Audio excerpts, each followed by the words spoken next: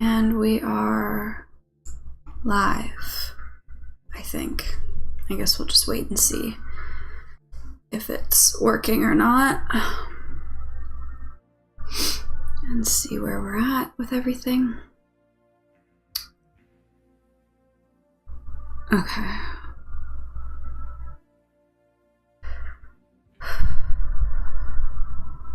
Pull up my chats.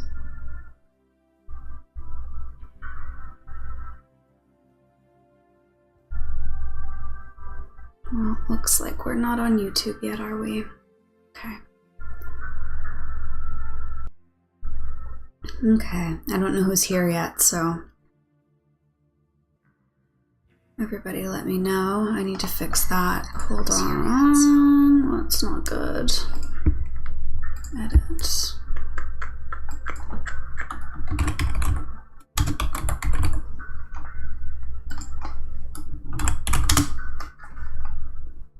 There.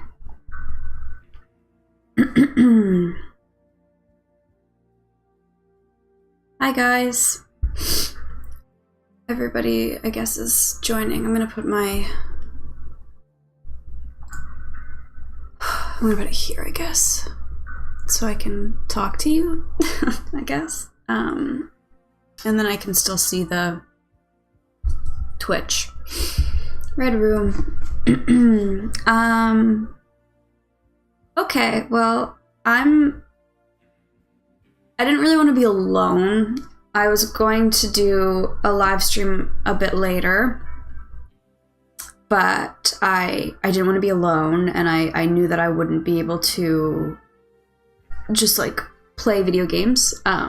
So I thought that's okay. I can do you know, this instead, because I'm kind of very not okay. How are you doing today? Not good. I've been crying a lot, and I feel very, yeah. So today we're just gonna be talking, and we're going to be discussing some stuff about my favorite person to have existed on this earth, and I'm gonna try to not cry too much, but probably going to cry a lot more than I have been crying already today. So, thank you. Yeah, I'm not doing okay. But I didn't really want to be alone, and I thought, you know what? I want to be authentic and not try and make myself feel better and then do a live stream in a few hours and just like, you know, play video games and just not, you know, I need to sit in this for a little bit, and I need to appreciate that we had him and that we were given this man. So I have some books that I thought we could talk about, and like we can talk about David Lynch if anybody knows of him or was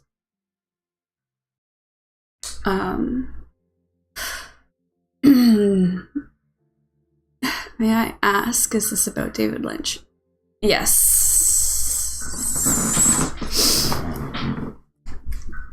Yeah, so I didn't wanna just film some gaming stuff. I knew it. I saw his passing. Yeah.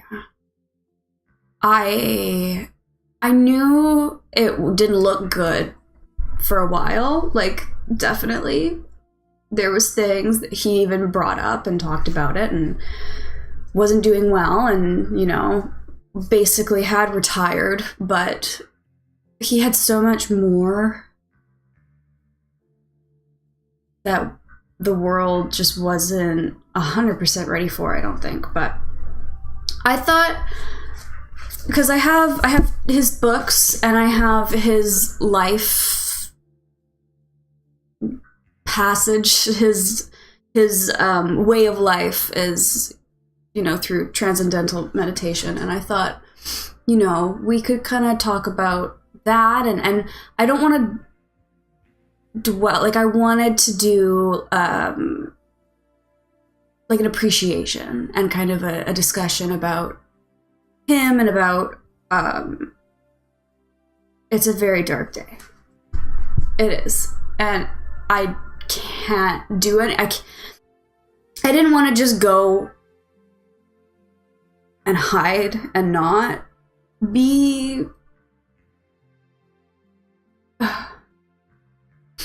I'm wearing dark glasses today because I'm seeing the future, and the future is looking very bright. Yeah. Yeah. Sorry. This is embarrassing, but I just didn't want to like be something different. So I thought, you know, we will be here and appreciate how lucky we are to have had such a visionary, such a something. He was an alien that we were so blessed with. You know what I mean? Like, we just did not. And the people that appreciated him, I know, really, really did. And I'm so shocked that he died. We were talking about how lucky we are. We were literally, Kyle and I were just talking about it, and literally days ago. And yesterday, I was setting up my computer and I was making it work better because I wanted to play the Twin Peaks VR game so bad. And I was very, very excited, and I still am obviously excited for it and to play it because it's Twin Peaks. But, you know,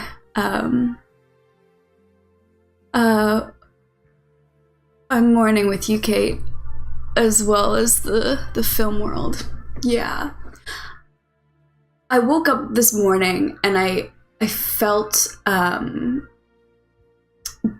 different in a way. It's kind of funny. And I know it's like we didn't know him. Like, we never met him. Maybe some people did, obviously, but he had such a spirit, and I really, really believe in the connection of people and spirits and a pull that they can have, like a magnet that they can have in the universe. And obviously, like, his energy is not going to go away, and everything he's created is not going to go away. And we have it in history, and we're so lucky. But it's like this huge loss of something so special that we had. He just, yeah, he's been my utmost inspiration for everything that I've ever done. And yeah, what is happening here?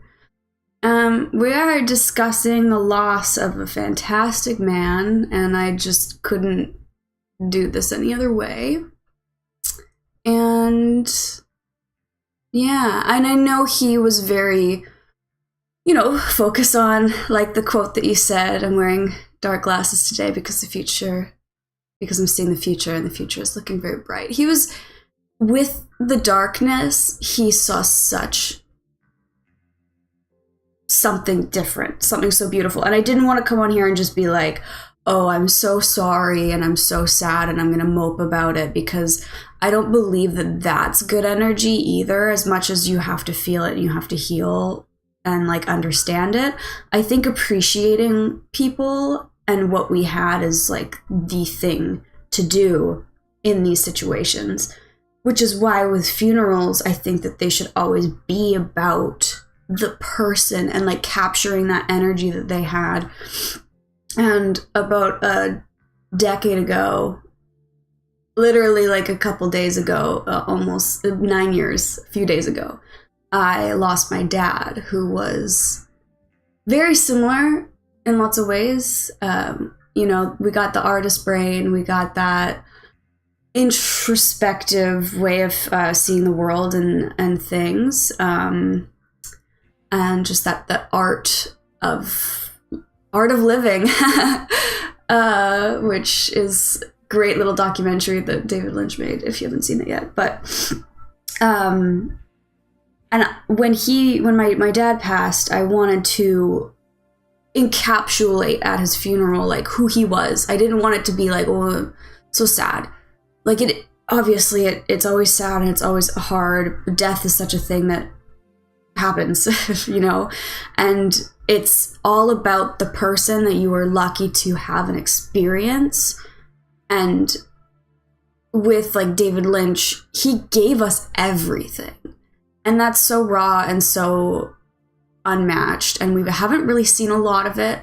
Most people still have some sort of guard up, but yeah, like, you know, with my dad and doing everything with that, I wanted to do the funeral and have his artwork around and have a video that showed him with how artistic he was, how hilarious he was. I wanted videos and pictures of who he was to just showcase him. It's not about feeling bad for ourselves. It's about feeling lucky to have had that person and to show that we knew them, we cared about them, and like understood them to an extent, and the things that they did to help us and to inspire us. And that's why I wanted to come on here and just kind of discuss some stuff about him and what he did to inspire you guys, to inspire me, to whatever it might have been, because that's what's important. And I'm gonna cry more, I am, but I need to enjoy and understand him, and discuss this. I'm sorry for your loss. He left the world with a lot of great art. So incredible, and it's what I so badly want to say I could do as well. Not to his extent, but in ways. You know, it's like such a real thing. And he didn't hold back. His energy will never disappear. He just moved on to another plane of existence. Exactly. Yeah. A different realm. Loss is always sad, truly, but it also gives us to reflect on his art and celebrate his life. Exactly. It's a celebration of life, and I think that's exactly what it is. I even sent you a David Lynch reel the other day. I don't think you got it yet. I haven't seen it yet, but check it out at some point today. I think it will help. I think so too. I haven't seen it yet. I've had a really busy last few days. I've been really, you know, grinding and doing some stuff for myself. But yeah, I'll definitely watch that short. Thank you, Kyle.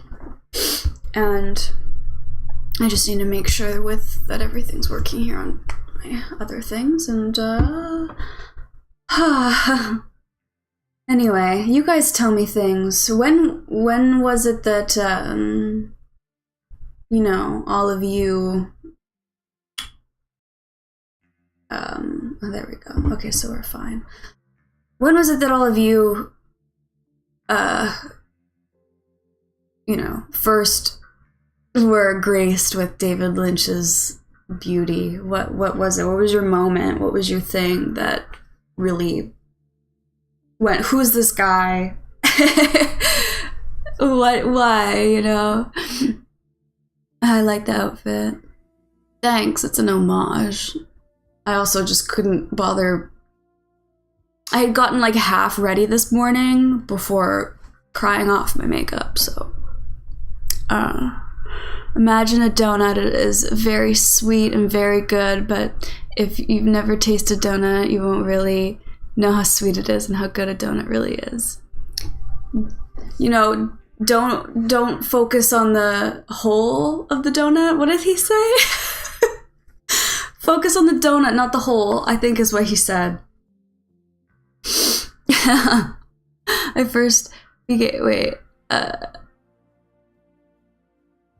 You Canadians have a hard-on for Tourmy. Well, I mean, Yeah, probably. I think anybody should. I first became aware of David Lynch when my older brother watched Twin Peaks when I was 9. 9! Wow. That's crazy. I guess, well, Twin Peaks is probably okay for that age, but a lot of his stuff isn't. I think I was like 11 or something when I saw Twin Peaks. And I had known of David Lynch, but I didn't like get as into it until I was about 13. And that's when I was like, Blue Velvet, Mulholland Drive, you know, all this stuff. Eraserhead. Found David Lynch from the Lost Highway soundtrack. I loved it so much that I checked out who this guy was. Wow. So this Lost Highway soundtrack is incredible. I literally have the vinyl right up behind me all the time. It is amazing. It's one of the best soundtracks for sure. For it having just like David Bowie, Nine Inch Nails, you know, what was it? Some other ones. But like, even when it's Angelo Badalamenti, I can never pronounce his name. Terrible. I just never want to say it wrong, so then I don't let myself say it properly at all or even attempt it. But anyway, anytime he made music with Angelo, incredible. And like, he passed away, what was it, a few years ago as well, which was not good. Anyone ever tell you look like Heather Graham? She was in Twin Peaks when she was young. I get Heather Graham a lot. That's like one of my main ones that I get told I look like. We thought it was a regular murder mystery series until that Red Room episode.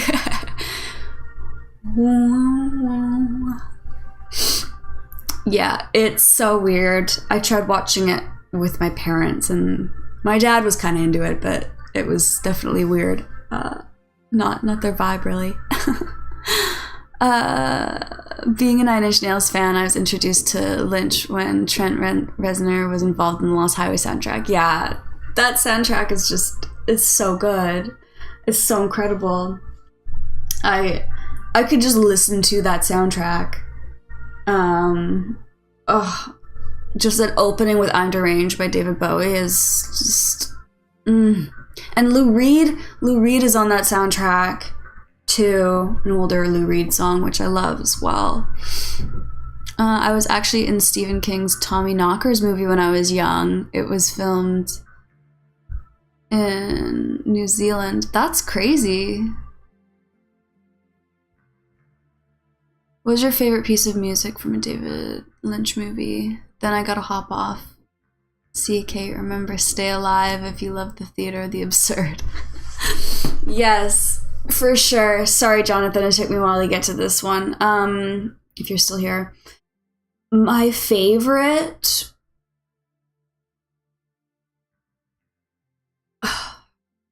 My favorite. I love... He uses music really well, so obviously, like, when he used Roy Orbison in both Blue Velvet and Mulholland Drive, you just feel it. But just the Twin Peaks theme song is why I'm playing it right now. Not just because I have the Red Room behind me, but Twin Peaks soundtrack is, or the soundtrack in general, but just the theme song. I can't. I don't think anything could beat it. But I love that he uses other songs like Song of the Siren and Lost Highway, and, you know, he really plays with actual music a lot really well. But yeah, I just can't beat. You can't beat the soundtrack up to the whole soundtrack to Twin Peaks, let alone the theme song. My soul. But he made a lot of really good music with Krista Ball. I always want to call her Crystal Ball. Krista Ball. And some good music with some other people. I actually really liked his music that he made as well. Smashing Pumpkins and Marilyn Manson also tracks. Yeah. Oh, so good. Yeah, the scene that they use the Marilyn Manson song in with Sharkette.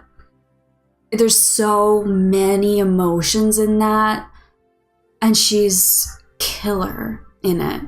But I love the gripping nature of her going from scared to confident to into it to just like she just changed. Her eyes changed so much in that scene. It's incredible. It was Twin Peaks for me. Eraserhead changed my life. I told you that. Yeah, I think everyone should experience that crazy film some point in their life. That everybody has to watch Eraserhead. Everybody does. And I don't even care if you're a film person. I don't even care. Eraserhead took him like 7 years to make or something insane. He was renting out this shack type apartment building thing, and he just took him so long to do it. And it's very interesting. I have these books, but a really good thing that I listened to that I bought on Audible is an audiobook that he did. It was him and what's her name? I think one of his wives also narrates it. And it's really long. It's like 12-hour listen, but it's similar to like the Lynch on Lynch book, but it's way more in depth to everything. It's like he goes into stories about like his childhood and like the making of everything, and like how hard it was for him to make Elephant Man, and how stubborn he was through the process of making Elephant Man, that he thought he like could do all of it and he didn't need any help with it. And like the making of the man with elephantitis, he was trying to create it himself, and he was struggling and he was getting so frustrated with it all. And it's very interesting on like how he grew through each experience, each film that he worked on, like the growth that he had with the people that he had around him, and just like who he was and what he wanted. If you guys are into anything like that, what was it called? Like Time to Dream or something like that. Let me look it up. I don't remember what it was called, but it's very long. I'm gonna see if I can find it. But I bought it because I had to listen to it because David Lynch narrates it as well, which obviously is iconic. What's it called? Room to Dream. What did I say? Room to Dream, A Life. This one, yeah. It's so good. He has this crazy thing. He talks about like this one time that him and his buddy found a dead person or like a unalived. I don't really care, to be honest. Ban me. And I guess I probably can't talk about this story. It's a bit much, but it was just like, you could see how his morbid curiosity, probably started at the age of 8 or whatever it was when all these things happened. Well, I feel like I'm messing the story up, but was it a dead person? No. There's 2 different stories and I'm mixing them up because I'm emotional.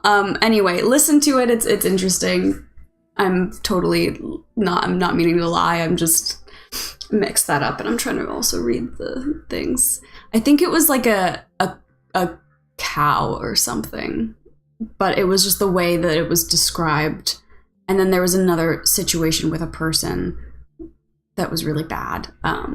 But anyway, I don't want to talk about it. It's fine. Oh, I don't know what I'm talking about. I'm just like rambling now because I'm nervous. What are we talking about? Forever David Lynch, beautiful backlodge backdrop. Thank you. Damn it, now I gotta rewatch Twin Peaks. I haven't seen it in a long time. I got the DVD collector's edition. Yes, rewatch it. I'm so grateful David lived long enough to accomplish Twin Peaks: The Return. Me too. We needed it. But we had more, and Netflix just wasn't gonna let him do his thing.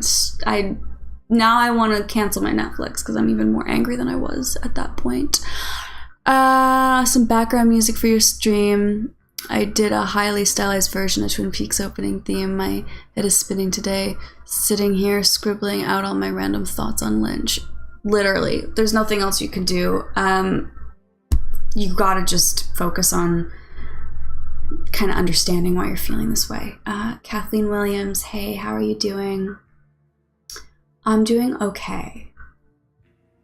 No, I'm not. I'm not doing okay, Kathleen. I just came here to talk about my truest inspiration that nothing will compare. I actually started crying today when I heard the news. Yeah, I lost my mind. The saddest thing, despite his death for me, is now it's certain that there's no more new David Lynch movies. A world without new David Lynch creations. I know. He was too sick, though, for such a long time. I don't think it would have ever, would have never happened. I went and bought 2 pies today. Oh, I need to get pie. I had coffee, but then I need to make more coffee. I guess theater class started sooner than I expected. I just wish it was under better circumstances. Yeah, I guess I did say that I was going to do something like this, and I had planned on making videos about Lynch and about all my stuff, and I had a lot of things that I want to do, and I still will do it, but it's just a little bit different for sure. Inland Empire is one of David Lynch's greatest triumphants. He was so happy with that movie. And people didn't like it, but he was so proud of that one. And you gotta love it regardless, but it's just like, he really loved that movie. And the way he talks about it in Room to Dream it's interesting, because I feel like people just didn't really get it. Netflix ruins a lot of things, yeah. He rocked. Sure did. He died. Yeah. Hi, Gyfin.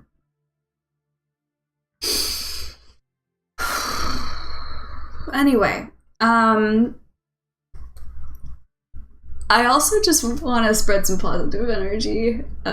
Try to not. I definitely want coffee, though. I have the music on for you guys in the background, and I have it's coming through my headphones ever so slightly, and it calms me, but I'm also just feeling really like gutted by hearing it, because the Twin Peaks soundtrack, I've never felt anything like it before. I'm going to have to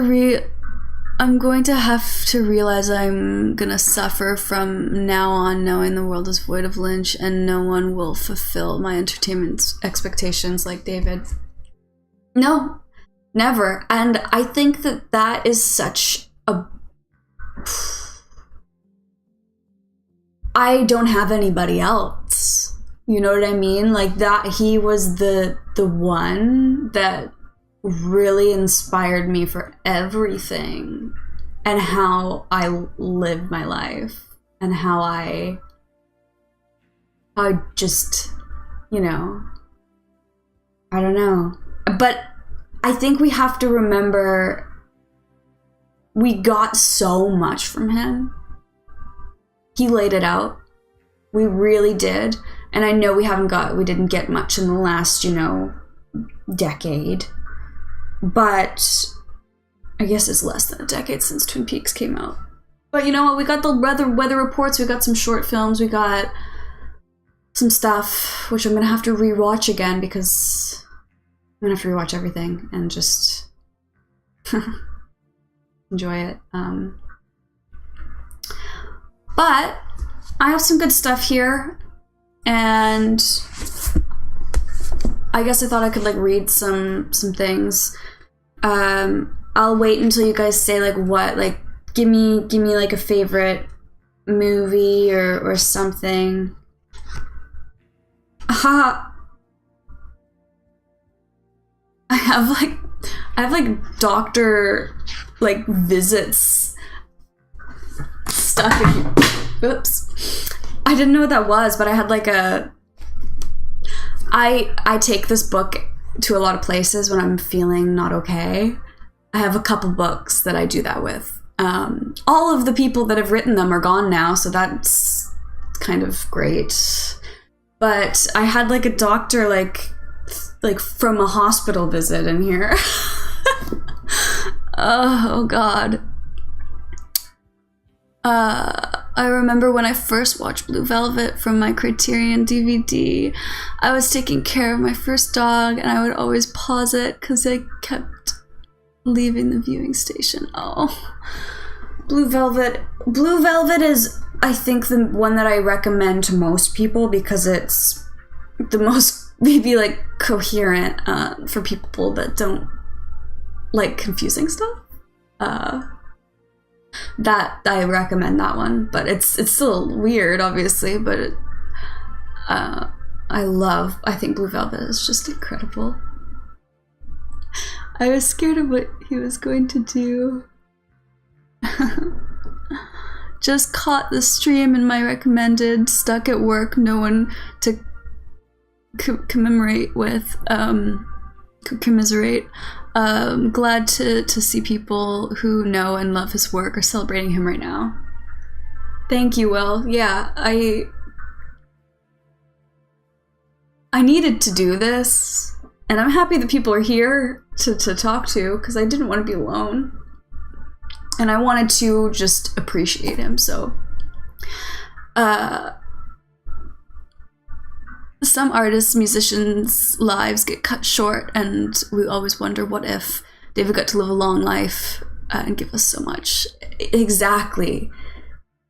And I mean, imagine if he wasn't able to do what he could do so well. Imagine if he did Eraserhead and, you know, people didn't see it and give him the chance. There were some directors that saw it and went, you know what? I don't really get it, but I'm going to give you the chance to work on Dune, you know, or, you know, like George Lucas was talking with him to make, you know, like he had so many people that were like, okay, this guy's got something. Let's give him the chance, and he did, you know, Dune and Elephant Man and movies that maybe weren't necessarily fully what he was like going for, but it pushed him to give us the greats. I still love Dune. I don't even care. I didn't even watch the new Dunes out of respect. I literally never watched them. I was like, no, get out of here. David Lynch's Dune's the only Dune. Let's focus on the donut, not the hole. I loved that David left us with that helpful phrase. I know. I love that that's what his family posted. See, this is what I mean, like remembering those things. Like he saw life in that way, and he had so many like positive things to add in general. The fact that that's what he said is just amazing. Mulholland Drive changed my life.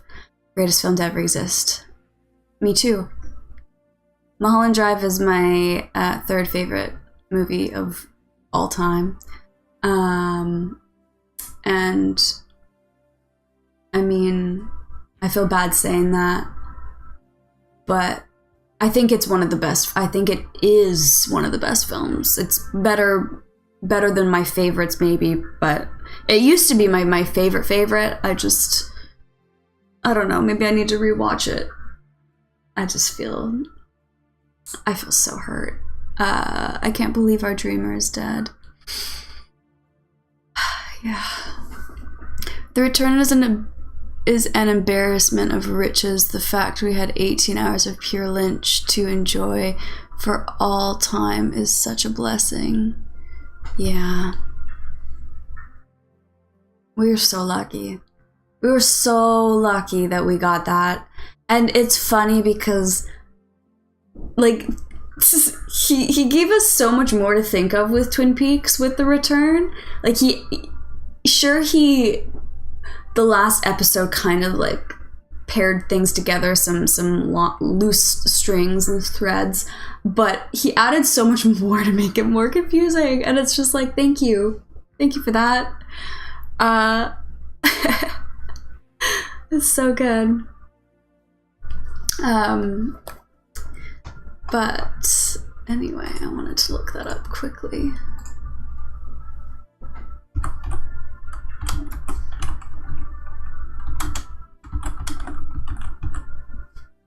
Let me see here.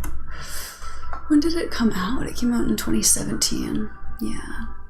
I was going through a lot at that time in my life. When The Return came out, it was like such a blessing for me.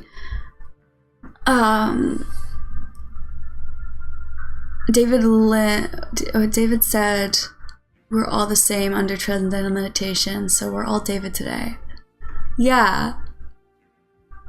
Maybe that's what's happening. Now, next person to come in a movie, I'll find in here and I'll read a little bit from his book. But I do want to do some of the transcendental meditation because I feel like he's somewhere, and if people are like talking and reading his main mantra in his life, like this was his life. And I know like obviously his work is his life too, but his like way of living is this. And I guess also this book that he wrote has a lot about transcendental meditation in it as well, Catching the Big Fish, so we can also read a little bit from that as well. I loved his weather reports. He was such a treasure. Yeah. We were so lucky, and it was during such a terrible time, and we were so lucky to have those reports. I woke up every morning and it was just like, thank you for this. I don't even live near you, but like just hearing it is fun. I just talked about how the ending of season 3 of Twin Peaks closed everything up, but also opened. Yeah, no, it's so like Kyle and I were literally having so many conversations about Lynch, and I wanted to do so many things to like. I wanted to make videos on my page, literally about different films, different directors, a lot of Lynch stuff. I wanted to do a full breakdown of a lot of his stuff because it's just. I think for me, personally, I like introspective interpretation the most. And I guess that's because I'm a poet and I write a lot, and I definitely, my brain just works in that way as a poet. And I like seeing things the way I want to see them, and that's why I like poetry, because everyone can kind of read it and take a different thing from it in lots of ways. There's no right interpretation, just like there's no right interpretation of a lot of artwork. Paintings is what I mean. You can interpret paintings and art kind of however you want in so many ways. But with his work, with his films and Twin Peaks and everything, there's just so much that you can interpret yourself. There's no right answer, and even he wouldn't elaborate on it because it's such a personal thing as to how you wanna take it and how you wanna understand it. I find, especially with, I think the best example with that is either Racerhead or Mulholland Drive. I think those two are so much about introspective purpose on what is going through that character's mind that you can kind of attach yourself to and understand in your own way. Like, you don't have to, you don't need the dialogue, you don't need the plot point, this happens, and then like the character lives, dies, is happy, gets married. I don't need that step-by-step process. I am invested in the person and the character, and that's like why I write and why I create things, is for that purpose, for the psychology of a person's mind. And that's why his art and his creations were so unique, because anybody could take something from it and learn something about themselves, while also being able to sit on it and ponder and really think about what it meant. But in the end of it all, it's like, what did it mean to you? What did you take from it? You don't need to have an exact description of what it is. Nobody can sit down and write out a life and say exactly, point blank, this is how a life is supposed to be. This is how my life went. I, did this and this and this and this. That's not how life is supposed to be. And if you're seeing it that way, there's so much more there, so much more. And he was really open to that side of the world that we, again, kind of like,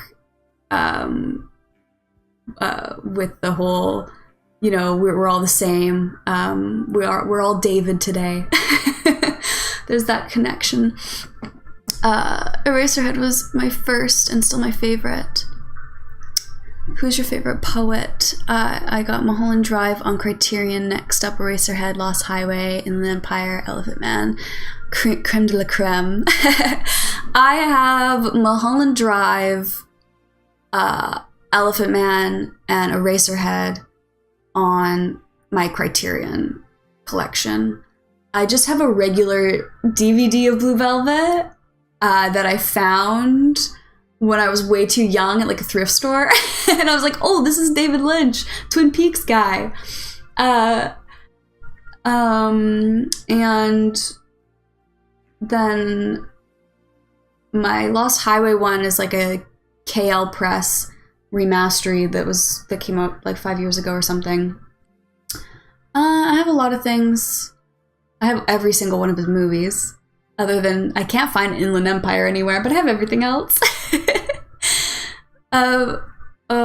My favorite poet. That's hard. That's pretty hard. I go through phases and kind of like, understanding things. I think one of my all-time favorites would be William Blake. I think he's got to be one of my favorites. But I also love Charles Bukowski. I love... I've been really into... I'm like really not focusing right now. I love the classics like Emily Dickinson and... I love Edgar Allan Poe. I have quite the variety of books and poets that I'm into. There's not a lot of newer ones, but there's a few. Joy Sullivan is really fantastic. She's great. She's a newer one. Mostly older stuff I like. Blake is one of my faves as well. Mine is Gregory Corso. Nice. That's a good choice. And Blake, of course, pairs well. Sarah Teasdale is underrated. I don't think I know Sarah Teasdale. I might have read some of it, but I might not know what her name. Her name's not ringing a bell. But yeah, I consider David Lynch to be a poet. I don't even care. I don't think he ever really wrote like straight up, here's poetry. But a lot of his writing is just very obviously he's poetic. Like that's not up to for discussion. But like this one, I think this one started off kind of funny with like almost poetically I'll have to look up Sarah Teasdale. You know what? Actually, let me write this down because otherwise I won't remember. Let me look up Sarah Teasdale.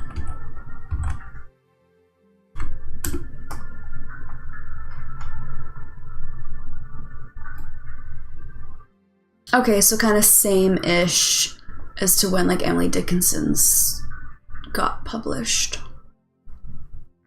What has she done? I'm interested. Simplicity and clarity is her thing. Interesting. I'll have to read more about her. I've probably read some of her stuff, considering the era. That's very much my era is between like 1880 and 1950. I like a lot of poetry from that time. I like poetry from that time before everything got so freaking complicated in the world. Cinematic poetry. Exactly, Scott. You're with it. You got this. Okay. Yeah, like what did he... This is fun, because I'm just going to read a little bit. So this is the introduction to this book. And then I'll read from the other ones as well, but I just kind of thought this would be fun. Starting to feel a little bit better. I'm not. I have like this deep ache in my chest right now. But you know what? We're okay because we're here to remember him and just enjoy him. So that's what we're doing. Ideas are like fish. If you want to catch little fish, you can stay in the shallow water. But if you want to catch the big fish, you've got to go deeper. Down deep, the fish are more powerful and more pure. They're huge and abstract, and they're very beautiful. I look for a certain kind of fish that is important to me, one that can translate to cinema. But there are all kinds of fish swimming down there. There are fish for business, fish for sports, there are fish for everything. Everything, anything that is a thing comes up from the deepest level. Modern physics call that level of Modern physics calls that level of unified field. The more your consciousness, your awareness is expanded, the deeper you go towards the source, the bigger the fish you can catch. My 33-year practice of transcendental meditation program has been central to my work in film and painting and to all areas of my life. For me, it has been the way to dive deeper in search of the big fish. In this book, I want to share some of those experiences with you. And he does do like little excerpts from different people, different poets, different writers. Like this is from Bhagavad Gita. I'm butchering that. He whose happiness is within, whose contentment is within, whose light is all within, that yogi, being one with Brahman, attains eternal freedom in divine consciousness. So that's talking about Yogi, who is the creator of the transcendental meditation that David loved so much.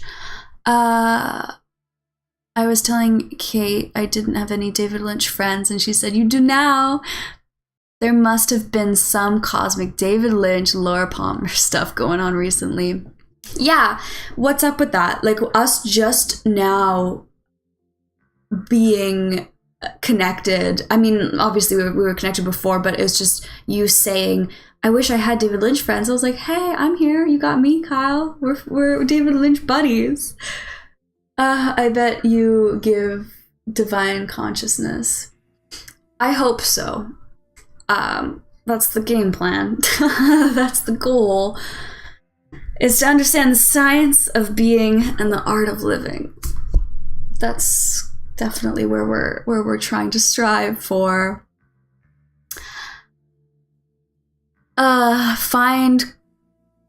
She wrote a cool poem that starts off with something like, I would not have a god come in.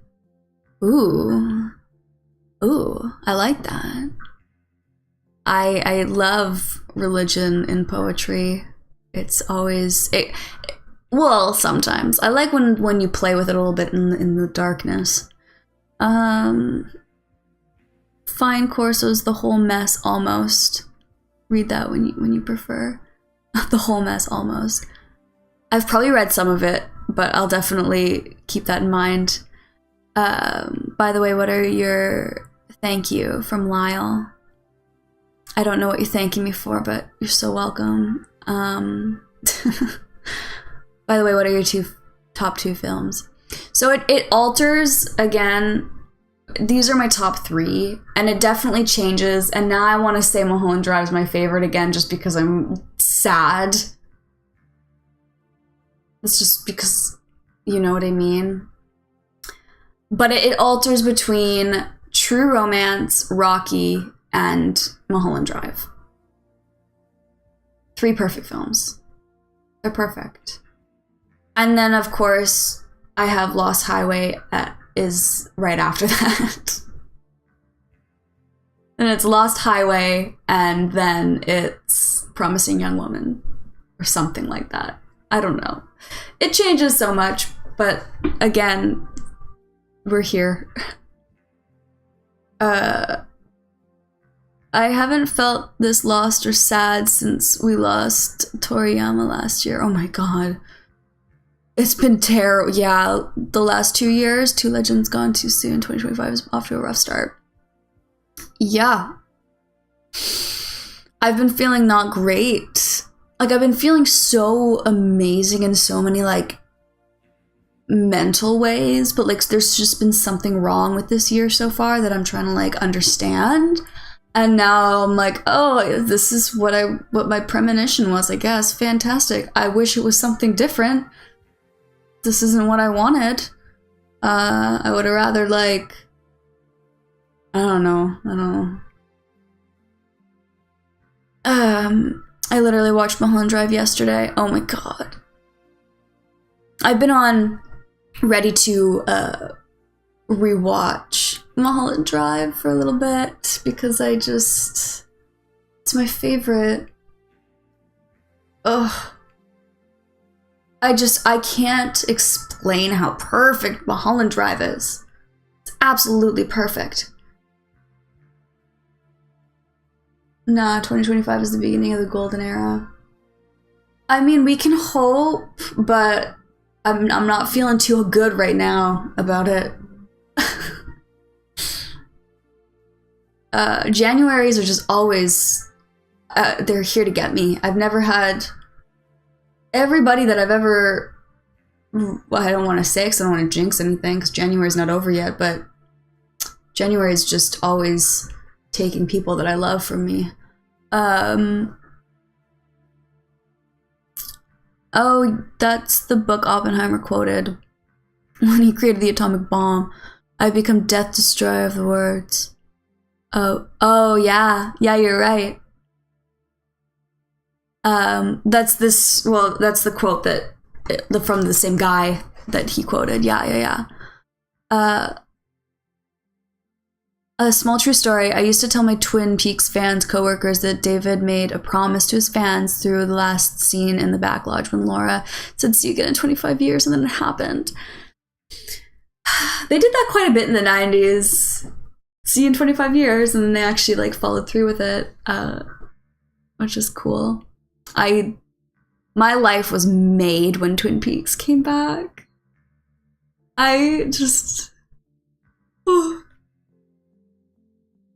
Oh, True Romance is one of my favorites.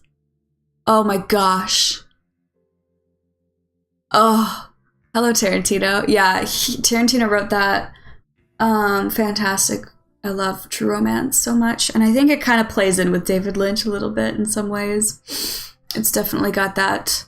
Well, I guess we got Patricia Arquette in it, but one of my favorite actresses.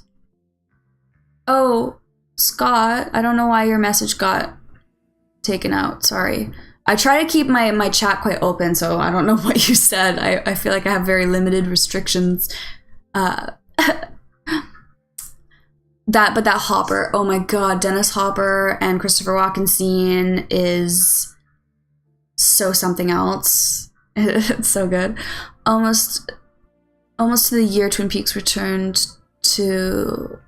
Wait, it turned on the entity using Laura to promise to return. I know. It was so beautiful. Haven't seen everything by Lynch, but such an influential filmmaker. Planning on rewatching Eraser. I had to pay my tribute to him. Yeah. I don't know what one I'm gonna watch. I don't know if I can do it, to be honest. Like, I'm kind of thinking about watching it right now.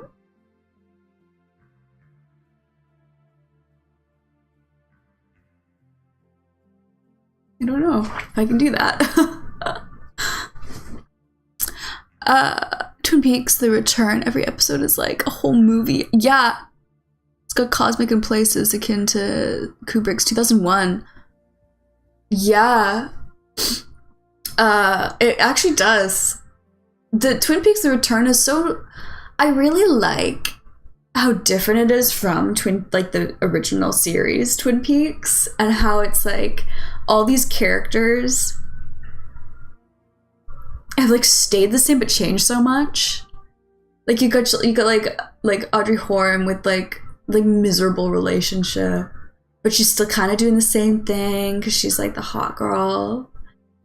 And you got like there's just like so much. And like Laura, I love all the characters that are playing like themselves but not themselves. And you get like all the different Coops. You get Dougie. I freaking love Dougie. I love Naomi Watts in it. Her and Dougie. Kyle MacLachlan is just... Oh my god. Okay, so... I swear to God, I wanted this to happen before this with David Lynch and like passing, but we need Kyle MacLachlan to do a biopic as Lynch.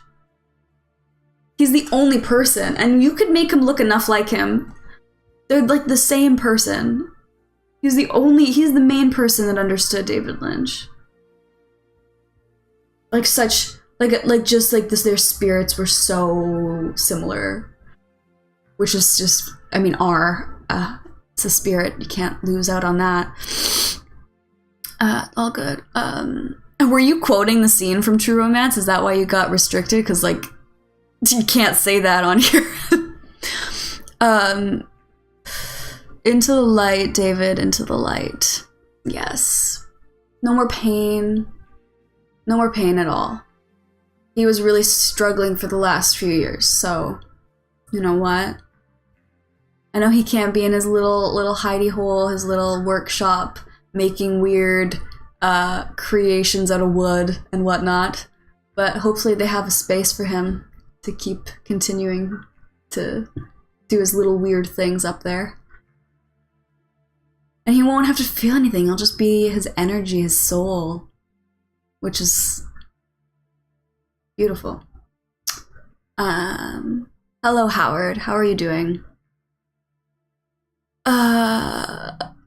Some say the entire Twin Peaks series, every bit, it's all a fantasy in Audrey's head. That's a theory.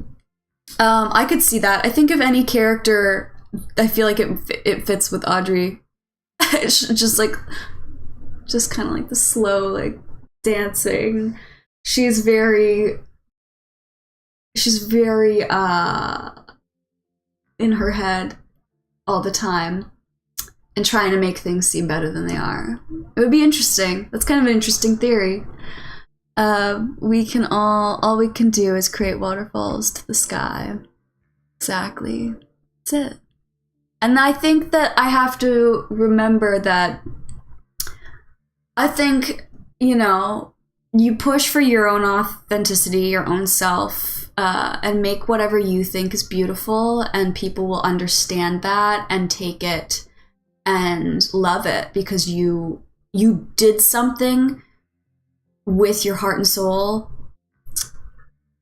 and whatever that might be, even if it's not an artistic thing necessarily, if you do everything with your heart and soul, you can't lose out. And people will feel that. They'll feel that from you. They'll understand you in a way that's so real. I fell in love with both Naomi Watts and Justin Theroux, Mulholland Drive. The latter was brilliant in The Leftovers, and actually co-wrote Tropic Thunder. Yeah, he did. That's like really funny, you're right. Tropic Thunder's funny.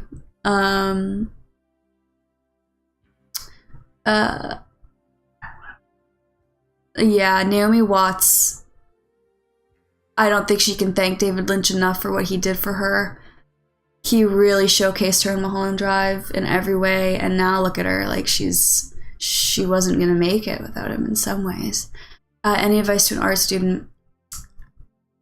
What do you major in with art? What's your thing? What do you do? I guess it kind of depends on that a little bit, but I think kind of what I was just saying with presenting yourself and putting in your whole everything, who you are, and really laying it out there. And yeah, it's going to be exhausting, and yeah, it's going to be hard, and it's going to be embarrassing, and it's going to be dirty and messy. But you won't get as far if you don't put something in everything that you make that is feeding from you. Like, you have to feed into your work, and you have to feed that part of you. And you might not like it. You might not like parts of you. You might think other people won't like parts of you. Learn that, focus on that, understand that, and understand that that's why people will be attracted to it, is because of that authentic, raw material. And every person is so different, and if you really dig down deep enough, you can find some things about yourself, again, that you might not like, but it's interesting, and people will, they'll attach to it.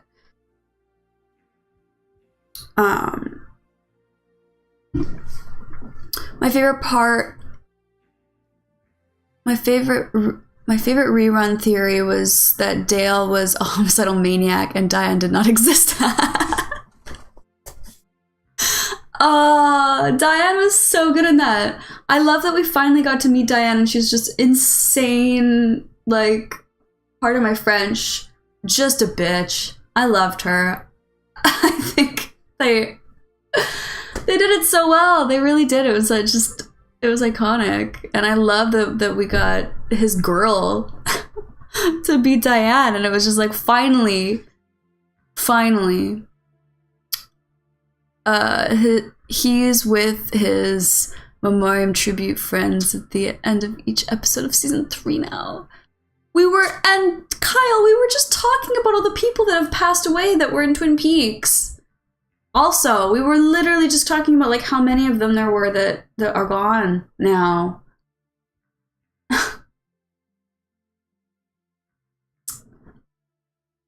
I'm working on my undergrad right now. David is the greatest. So art as in your undergrad, like painting, or is it like what form do you, what's the word? What's your medium? I sincerely loved watching the characters Bobby and Shelley fight for you as her challenged parents. Twin Peaks: The Return.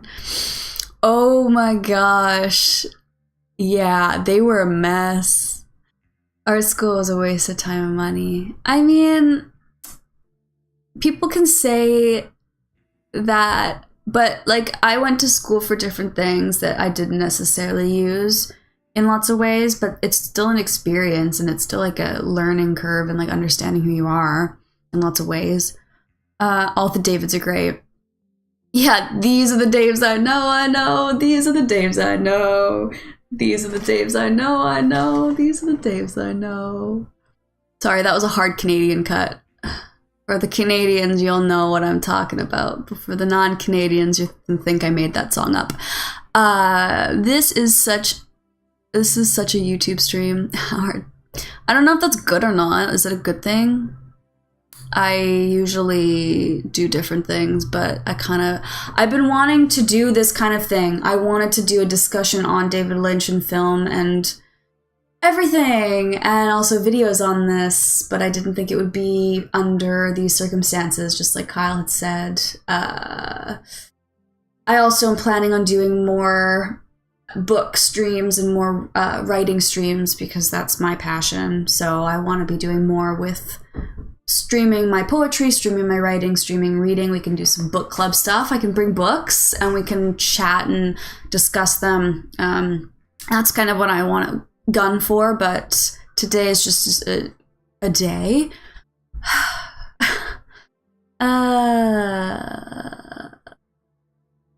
For anyone who listens to Godspeed You,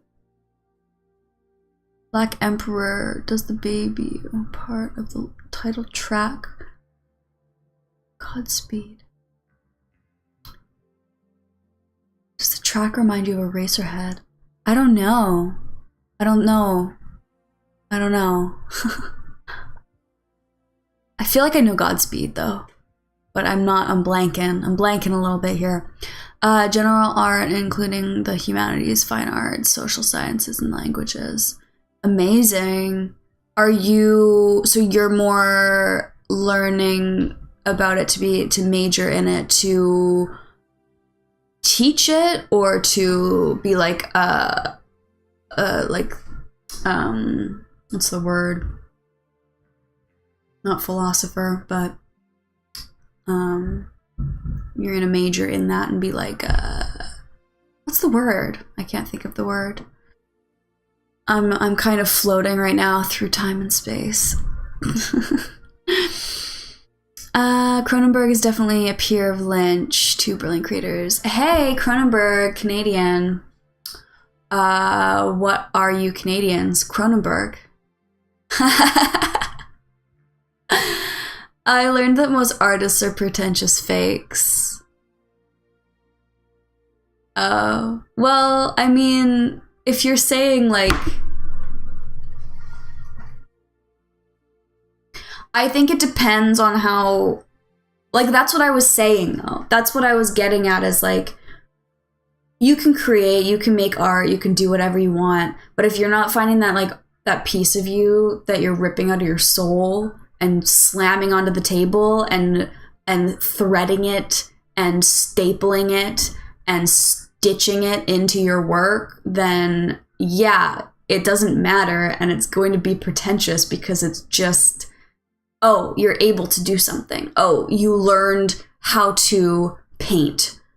Anybody can learn how to do so many different things. You can go and take lessons and teach yourself the skills of how to do things. But if you're not willing to put that other part of you on the line, yeah, it's gonna seem like you're fake.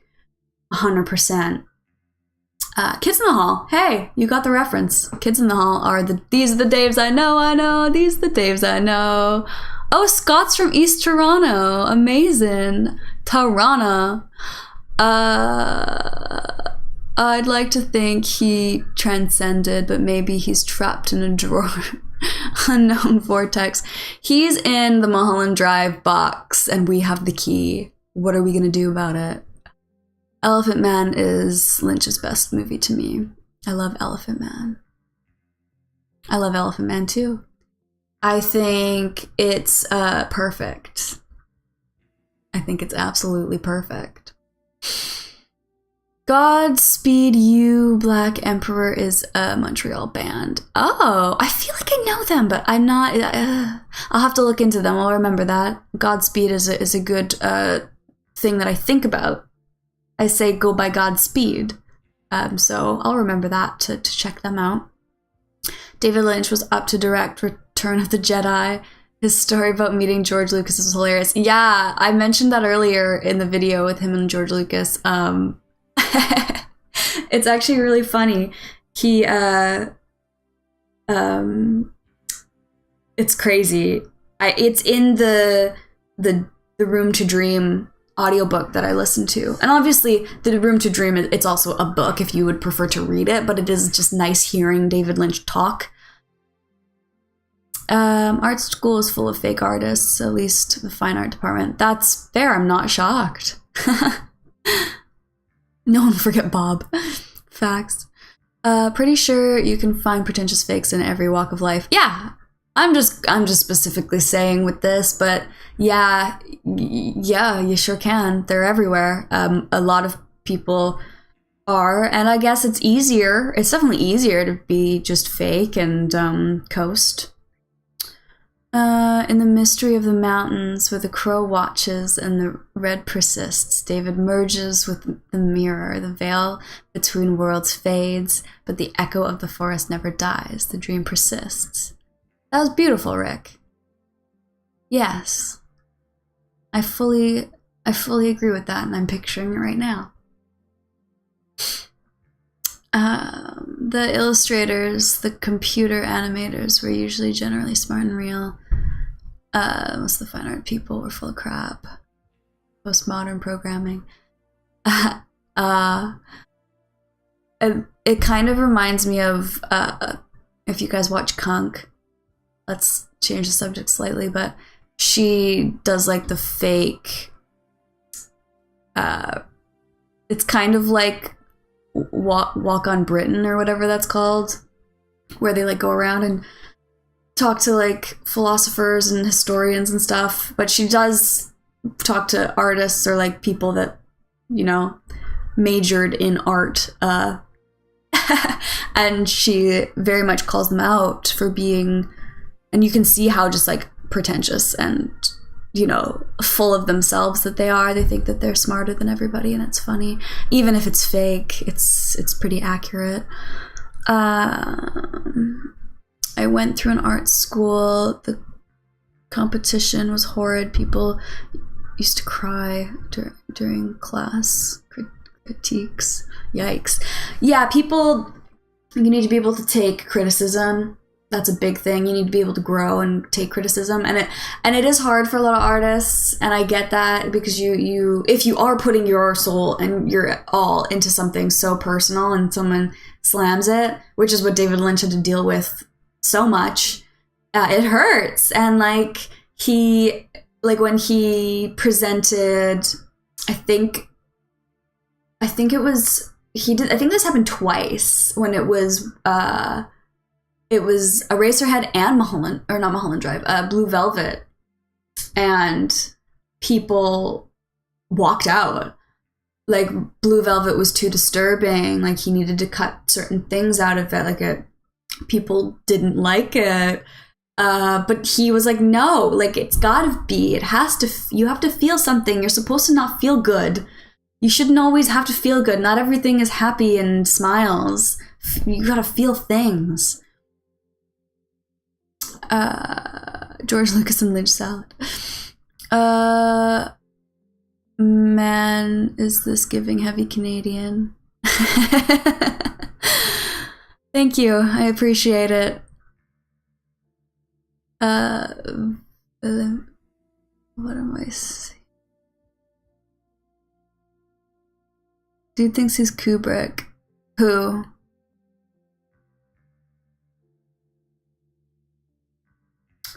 Guy Madden is Canadian and amazing. Amazingly great. That's true. Tim, my life in Winnipeg is mesmerizing. By Guy Madden. Blue Velvet is so great. I found art frauds endlessly fascinating. Yeah. Their relationship with authenticity. Orson Welles' talk. F for Fake is the only movie that instantly changed how I saw the world. That's so true. Yes, I like fully agree with that. Oh my gosh. It is interesting. It's interesting because people are interesting. So the people that are being fake and non-authentic, it's like, why are you doing that? And I want to like learn why you're hurting and why you're broken, and like, why can't you share to the world? Oh, Les Donna followed me. I think I'm saying that right. It's hard to see. Thank you so much for that on Twitch. This is gonna be less bleak next time I film something or go live with something like this, but I'm definitely gonna be doing more of this kind of stuff on here. You have time to copy and paste though. I don't know. Don't fight in the chat. This is about David Lynch. Oh, he thinks of can't pronounce that. That's right, no problem. Okay. Thanks, Lizdana. Lizdana? Thank you. I hope you're enjoying this discussion.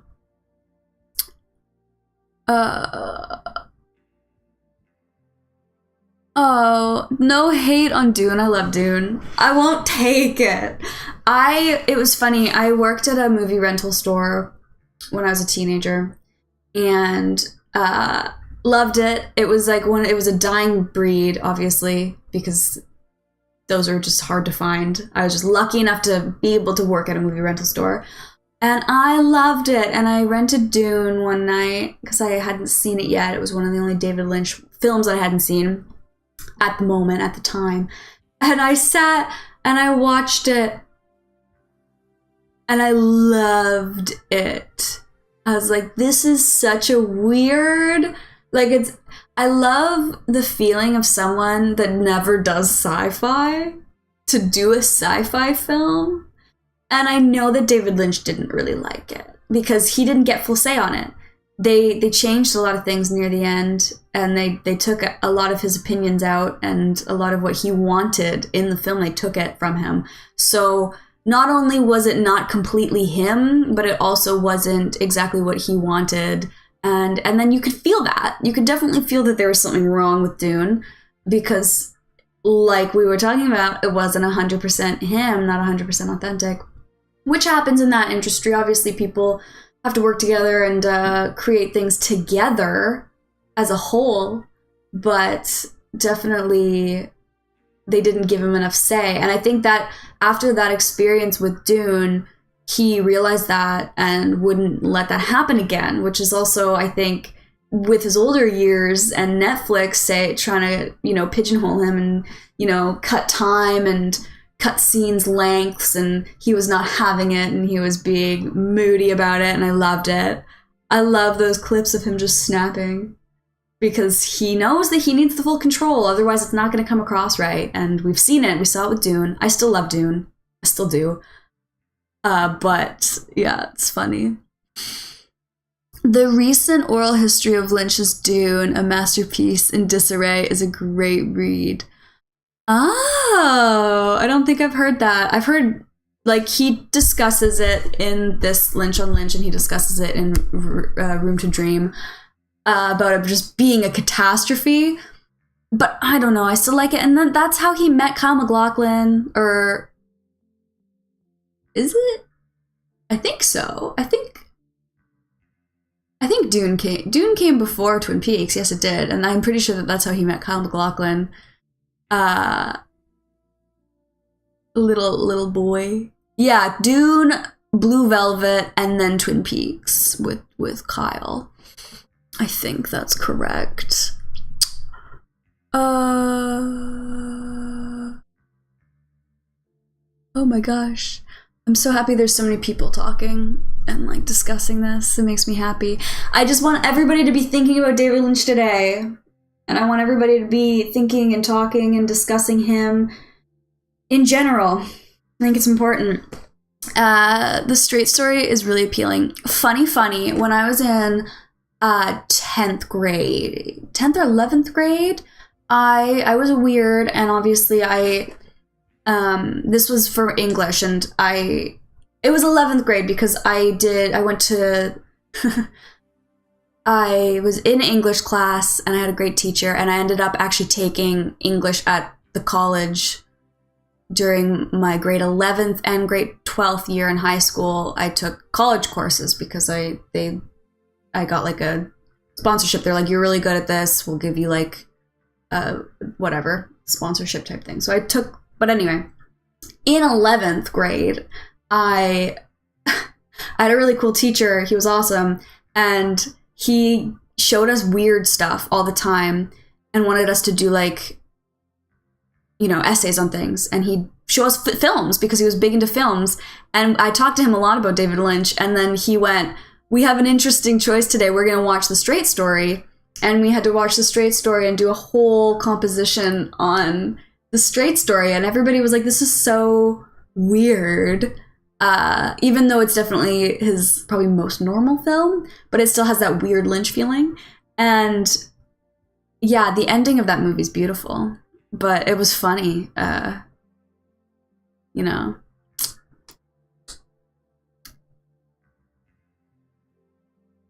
I'm in shock about his passing. Did he die? Yes. That's why we're here. We're talking about David Lynch, because I was bawling my eyes out for a few hours and I thought, I need to not be crying unless I'm crying because I'm discussing something about him that piques my emotions in a positive way. And I also didn't want to be alone. Yeah. So, the log lady died and the owls are watching. Tim, don't make me cry. The little bit that we got of the log lady in Twin Peaks: The Return. Is that what this is about? You didn't know what we were talking about? You don't know why I've been crying?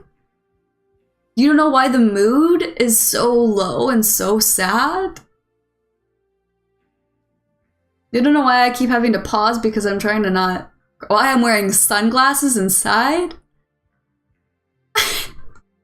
Yeah, I'm literally just a shell of a human being right now. My history teacher and my English teacher both showed us Dr. Strangelove. That's an interesting choice. I don't think none of my teachers ever showed us Kubrick. That's interesting. Kubrick... I'm not a big Kubrick fan. I feel sick every time I watch his movies. I think he has something underlying in his films which I like. I like when people have a feeling that comes out of their films. Again, very rare. There's only a handful of people that are able to do that. David Lynch was one of them. Kubrick just makes me feel kind of... But I love The Shining. The Shining is one of the best horror movies, but most of his movies are just too hard for me to watch.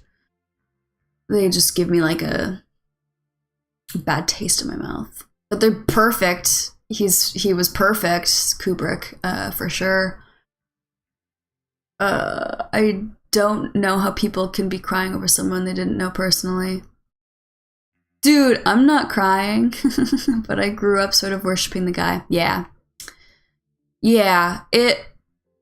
I believe in such a different kind of connection with people, so yes, I was crying because I wouldn't be who I am without his inspiration, without a lot of things that he's taught me. Yeah. And I will never ever copy anything or try and be like the new David Lynch. I don't want anybody ever to try and do what David Lynch did. But just to just take it in and, believe in something that's so abstract and beautiful and create your own stuff and create your own beauty. But I think everybody needs some form of inspiration. David Lynch loved Fellini. He took a lot of inspiration from Fellini, a great filmmaker as well. And, people, you need that. And I think when something like that goes away, it's gutting. I feel just such a deep pain in my chest right now.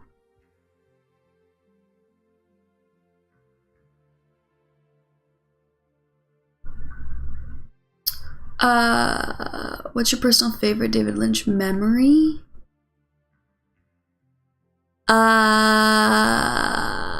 My favorite memory.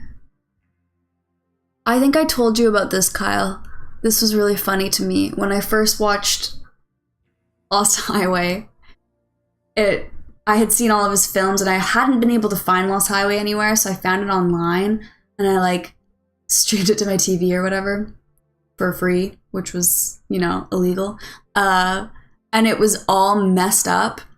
Like the audio and the pacing and like the clips, like everything was wrong, but I had no idea what to expect from Lost Highway. Like I didn't know anything about it. I was like 14 or something, and I was trying to watch it, and I watched like a good hour of this movie, no idea what was going on because all the audio was wrong, and like the music and like the sound effects and what I was watching made no sense. But I'm like, but it's David Lynch, so there's a reason for it. And I picked up on so many things that I thought were happening in the movie that actually weren't happening because the movie was broken. And it was just so funny to me that I was like, David Lynch again, this makes no sense, but it will eventually make sense and I'll understand it. No, the video was broken. Where are we? It's kind of wild to me being super sad and depressed about someone dying you didn't even know, like, just because they're famous. I mean, sure, the human thing to do is care, but being all down. I'm not trying to be down. I'm trying to like, I'm trying to read some of his books and stuff, but people are really talking in the chat, so I thought conversations are good to have as well. I think I want to like commemorate and like, really like talk and discuss him and enjoy him.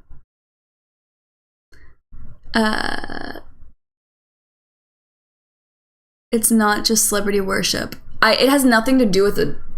This man could have just made these movies, and if I found them and watched them and took the inspiration from him, regardless of him being now dubbed as one of the best filmmakers, I would have still taken from him. I have a lot of singers like that are not famous whatsoever, but I take a lot from them. Like, not take, but, you know, feel the inspiration from them. He just made movies, it's not that deep. Well, no. He did a lot more than just make movies. There's a world of difference between worshiping a stranger and respecting them and the impact they had in your life. Yes, Not My Problem said that, and that is exactly what we're doing, and that's what's important. And it's about, yeah, it has nothing to do with he's famous or we're worshiping or anything. He's a person, and he was a brilliant mind, and I'm just trying to kind of give a moment for people to come in and talk about him and tell their favorite, you know, stories about him or their favorite movies or why they were inspired by him. And if you don't understand like what inspiration means or what inspiration is all about, then you can learn and like find ways that make sense to you, you know. So we'll get you there. Inspiration's very broad, and how you take it is different for everybody for sure. Books tag, hell yeah. So I am here. I'm going to be doing a lot more book readings, but today's a sad day, and I wanted to commemorate some David Lynch stuff. So I want to read. I'm loving everyone talking in the chat. It's getting a little bit rough with people not understanding why I'm doing this, but I want to talk about his books too, and his lifeline of transcendental meditation. And I think that it's good that a lot of us are talking about like fun things that we loved about him, because that's what matters. David Lynch's drugs were coffee and cigarettes, yes, and pie and love and connection. 8.5 by Fellini was brilliant. I have 8.5 on Criterion. It's when David Lynch said that he liked Fellini, I was like, okay, that makes so much sense.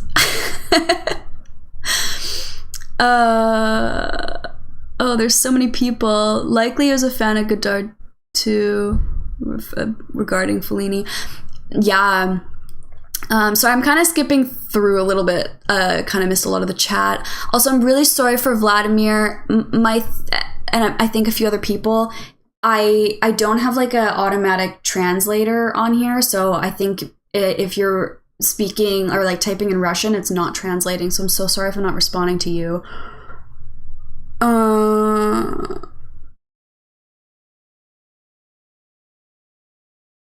I'm sad we might never see his final project called Wisteria. I know.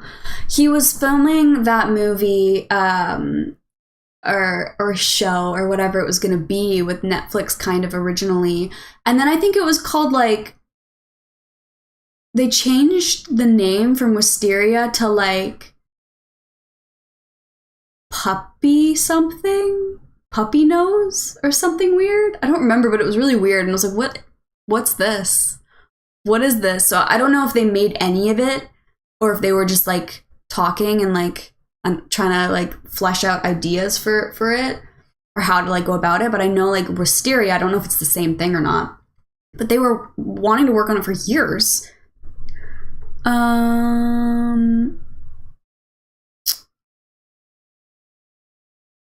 Lesson of the day, quit smoking. Yeah.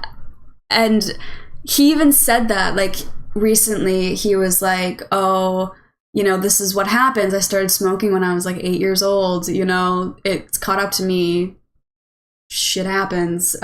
He did talk about that in the summer or whatever, because he had a lot of problems after like all that with like COPD and stuff. Yeah, I'm not gonna like talk to people in the chat if they're gonna be like disrespectful of just the human experience in a general form. I'm not gonna smack anybody for not understanding it, because again, everybody's different as to what they get and what they like and what they again take inspiration from, or whatever it might be. But I'm not gonna take it. And if people you know, want to make fun of me for crying, that's fine, but I'm still gonna cry. That's not gonna alter me at all, you know. His music is phenomenal. I love his music. His Crazy Clown Posse, no, not Crazy Clown Posse. What is it called? But he made music with a lot of people like Crystal Ball. I always want to say Crystal Ball or Kristen Bell. She had to pick a name that confuses me. I love they came out with an album over the summer, and that was great. They say it helps when you say that the person meant to you, what the person meant to you. I can say personally, his work really impacted my life in ways I can't. Twin Peaks trumped all other shows for me, but man, he was his work. Yeah, and I think it's really hard to talk about and to like fully understand. Rain Punk followed me on Twitch. Thank you so much. Yeah, I feel like, yeah, you're so right, Kyle. And also thanks everybody for saying like I can cry and like standing up for me. You guys don't have to fight anybody in the comments, but I appreciate it. This is an open space for conversation. You're on my YouTube page. Hi. Oh, for you page. Hi, Alexandre. My best Lynch movie was Twin Peaks. Yeah. I fried my squishy teenage brain. Yeah, I think that like Twin Peaks definitely got me pretty much in a chokehold when I was malleable. Andrew Reeves, he's my hero. I'm heartbroken. I know. I feel so sick. People are wild. David was a real person. Yeah, I think it's like, again, a lot of people, they're like, oh, celebrities, oh, like, don't, like, why do you care? They're people. They have energy. They have things they're creating. You're taking what they've created and enjoying it. And like, you know them. And like, the thing is, that's exactly like you saying, I mean, a lot of you might not know me very well, but eventually down the line, y'all could be watching my videos for a few years and then I die. And then y'all are like, Oh, okay. Like you wouldn't feel a sliver. I think if anybody dies, if I hear about any death, anything,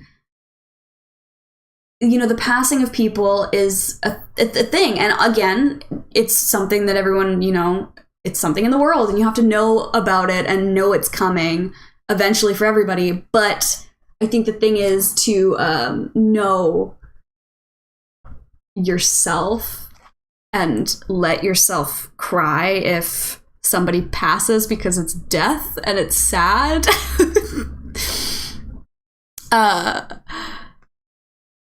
Lost Highway will always be my favorite movie of his. Lost Highway's perfect. Lost Highway's perfect. You don't know them just saying dude could be mean to puppy. What? I'm sorry. Like, I know you're usually in my comments, Emmett, and I want to respect everybody, so I'm just not gonna do it. It's okay to cry. Lynch's creations feel like a weird form of comfort. Yeah. Kate, what is your favorite Lynch movie and why? Mulholland Drive. Mulholland Drive has always been my favorite of his. I've never seen anything like it. I've never witnessed anything like it. And I think that goes to say with most of his films, but Mulholland Drive, I finally felt a sense of I am not crazy when I watched that movie. Because Mulholland Drive is such a psychological film, and it's so about, I don't even know how to explain it, but I watched it and I felt seen and I felt okay and I felt if this is like how people can create things, then I'm able to create things, and it can come across in a way of poetic art visually too. Like he created something that everyone can interpret in different ways. I think Mulholland Drive, more than any of his other films, is, well, Eraserhead #1, sorry. But Mulholland Drive, you can interpret it however you want, and I'm going to make a thing about my interpretation on Mulholland Drive when I can think a little bit clearer and I'm not feeling so shaky and sad. But I will give my theory and opinion on Mulholland Drive, but it changed my life, and it made me understand that the way that my brain works and how I write and create things will be seen and understood by people more so than I thought possible, and that I can execute things and do things in the way that I want to do them. But not only that, I just really related to the characters, and the whole plot of the film is very relatable. The last celebrity death that impacted me was another Canadian, Norm Macdonald. I cried when he passed away too. That was a brutal one. There's been a couple really, really bad, like a lot of the time I don't, to be honest. And I'm not a huge crier, but yeah, Norm, I watched a bunch of his stuff the day he passed, because that one, and nobody knew. He didn't tell anybody that he was sick. Like David Lynch, we were starting to prepare ourselves a little bit, kind of, but it will never, you know.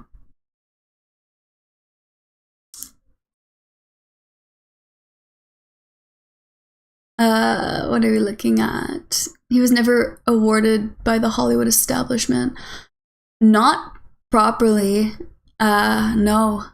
I wept when George Romero died. Yeah. He was a genius too. He created something that people will ride on until the world burns. people will use his idea for all of eternity. These are who we choose as our heroes, so it's almost personal, hence the sadness when someone has influenced us for decades and passes. Last remark. Thanks, Scott. A hero is someone who saved people. I'm going to be totally bluntly honest right now and say that, as stupid as it is, you know, I've gone through a lot of things that I'm not going to discuss in my life, and a lot of moments of almost not making it, and carrying out that hope and having somebody just to kind of look at as a pillar for myself, and to know like one day I can create some things in my life. Look at all these books he's written. Like, you know, I want to do that. And I think you have to have things in a bunch of different aspects of your life that can lift you up and push you up to better things.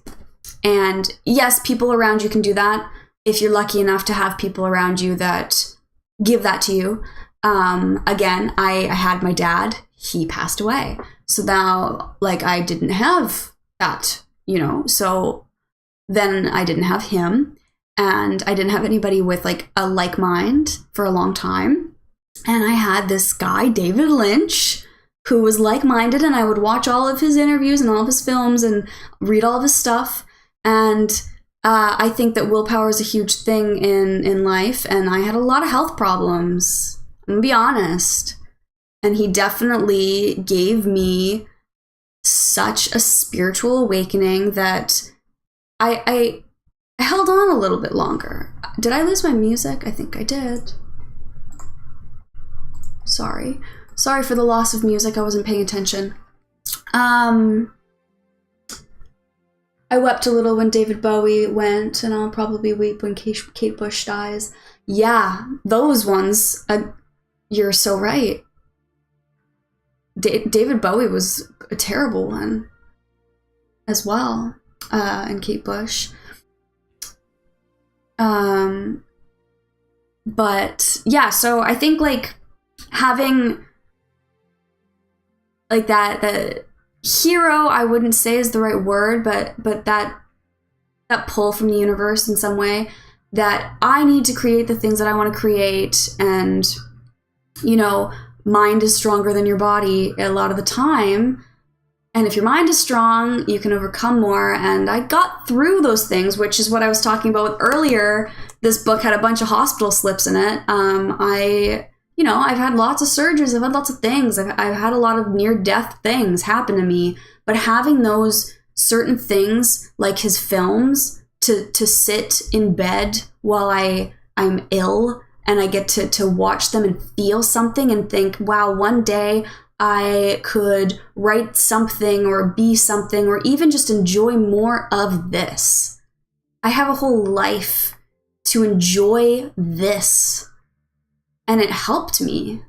So I don't know, like, see with it what you will. That's all. What are you guys talking about?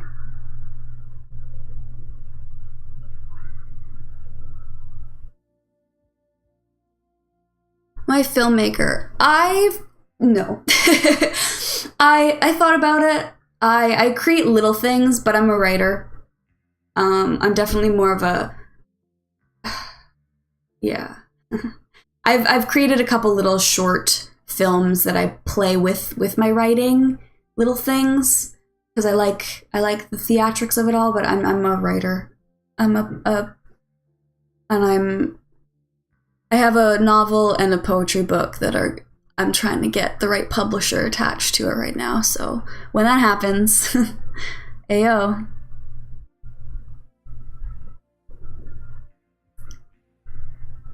I will give Mulholland Drive a watch. Seen a clip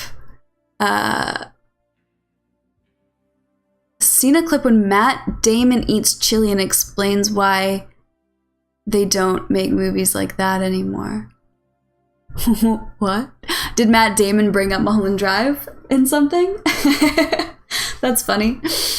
Hello, Fernando Dean arrived to mourn David Lynch. Thank you. I'm going to read a little bit from his thing because I'm really, like, thank you guys for talking in the audience and everything and, like, in the chat.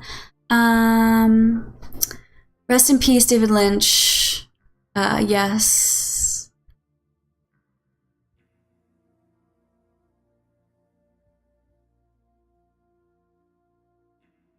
Wait, I kind of low-key want to see. I just want to see if, oh no, Emmett's just talking to the people in the audience, not listening to what I'm saying.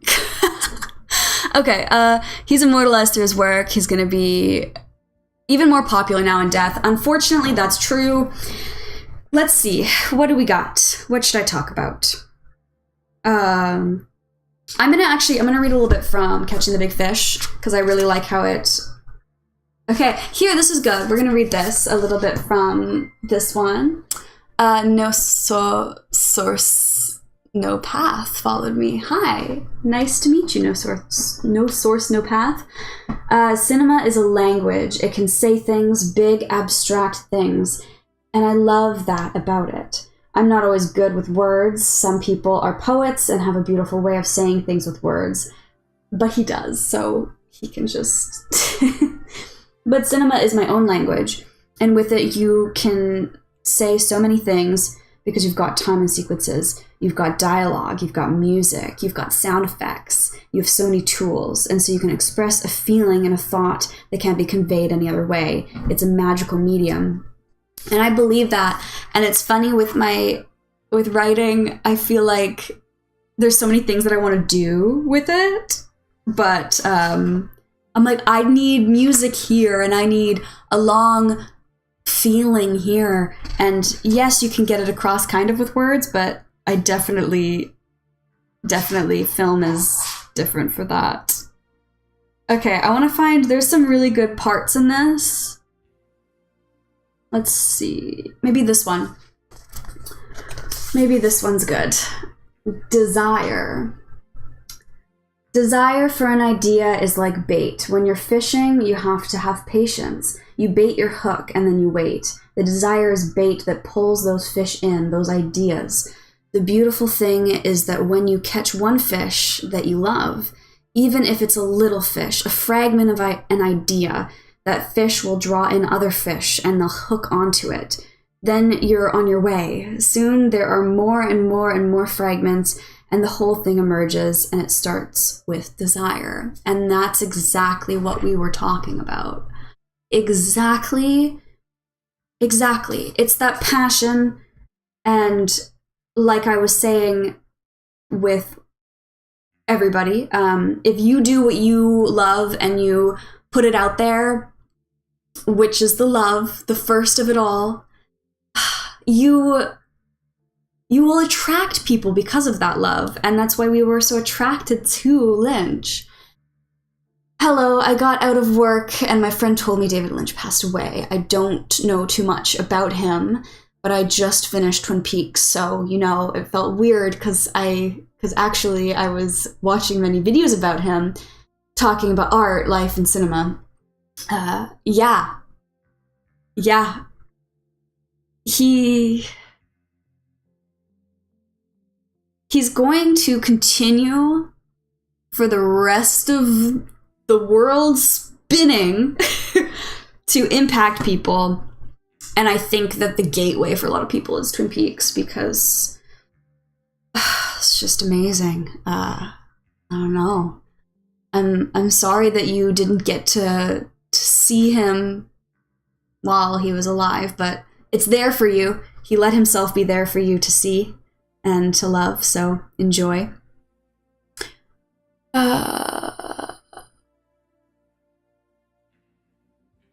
Man needs beauty as much as he needs bread and freedom. The arts will exist as long as man walks the face of the earth. George Amado, Brazilian writer.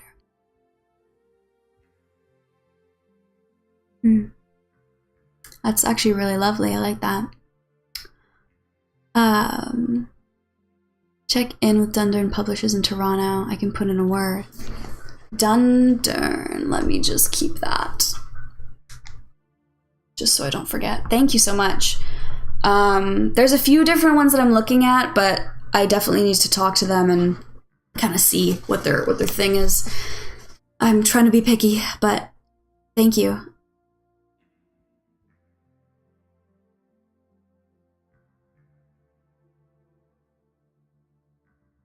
Yeah, I think, yeah, art is art. Interpret it how you want to.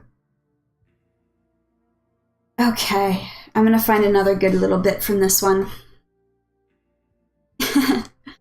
He put so much humor into this. There was something that was really funny in here that I wanted to read, but I'm not sure if I'm gonna be able to find it in my dizzied state.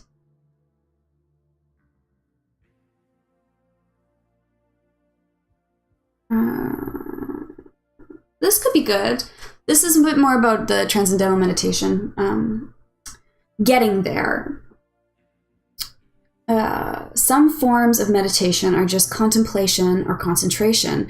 They'll keep you on the surface. You won't transcend, you won't get that fourth state of consciousness, and you won't get that bliss.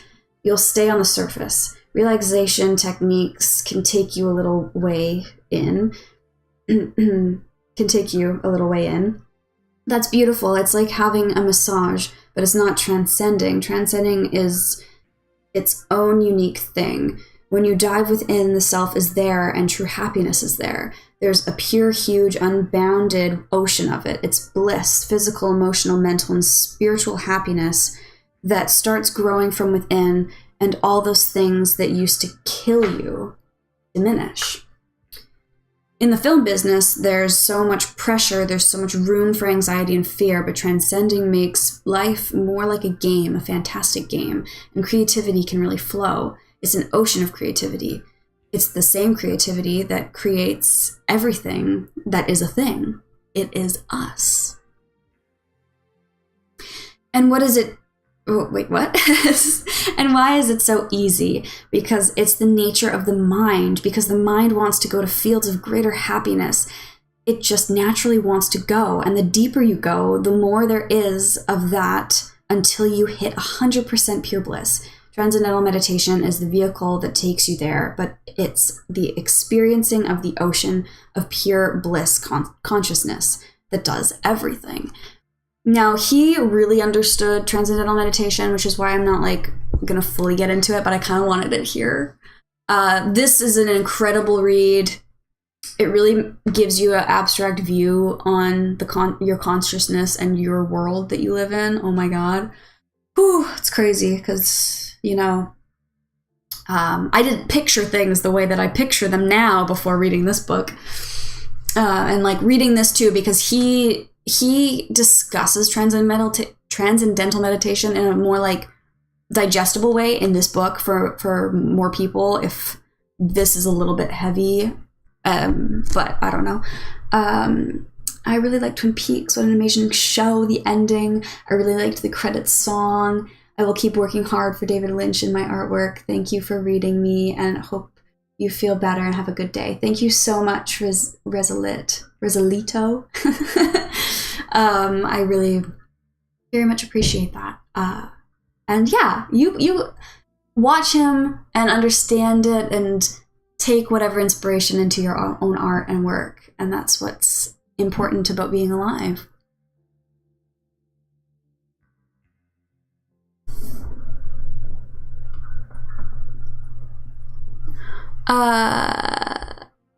Amazing quote. My first top today after hearing the news was rewatching my favorite Twin Peaks scene, the Major's vision. Yes. Oh, my first stop, not top. Yeah, for sure. That's fantastic. I think I'm probably going to watch Mulholland Drive after this. And I don't know if I can. I actually don't know if I'll be able to bring myself to watch Mulholland Drive. Whew. One of the first things I watched as well. Really loved that scene. Thank you for following, Resolito. I appreciate it. I've never seen Twin Peaks. I watched Yellowstone instead. Okay, well, Yellowstone's not anything like Twin Peaks. It's a good show, not the same thing. Still decent show enough. Twin Peaks, I'm just gonna be honest, Emmett, I'm gonna say you're not gonna like Twin Peaks. I'm just gonna be honest with you. Let me see here. I want to find that really good one. There's one really good. Oh, is it this one? I think this part. I'm gonna read this. It's good. I love the French. They're the biggest film buffs and protectors of cinema in the world. They really look out for the filmmaker and the rights of the filmmaker, and they believe in Final Cut. I've been very lucky that I've been in with some French companies that have backed me. Final Cut is a really good Pink Floyd song, by the way. I think A Final Cut is my favorite Pink Floyd song. Side note, but that's just what I think of every time I see Final Cut. But it wasn't always that way. When I made Dune, I didn't have Final Cut. It was a huge sadness because I felt I had sold out. And on top of that, the film was a failure at the box office. If you do what you believe in and have a failure, that's one thing. You can still live with yourself. But if you don't, it's like dying twice. It's very painful. Yeah. So it's one thing to create something, and I just want to make what I want to make, and I'm going to feel good once it's fully out there and completed. But like with art and creating, success is like not the main thing. And like he said, if it flopped at the box office, but he put his all into it, it wouldn't be the same. Like he wouldn't hurt as much. But the fact that it could have been something else and it didn't land because it wasn't what he wanted or like his final cut on it, and then it failed, that hurts way more because it's like, well, that wasn't even me. You didn't like it, but it wasn't even me to begin with. So that's just so not it. I don't think we all realize how lucky we were yesterday. Yesterday was a really good day for me too. I had a great day yesterday. And yeah, today kind of decided to restart some things and push me down. Well, now that I'm here, could I ask you about your thoughts on the Twin Peaks ending? Did you finish all of it, all 3 seasons? Or just the original series?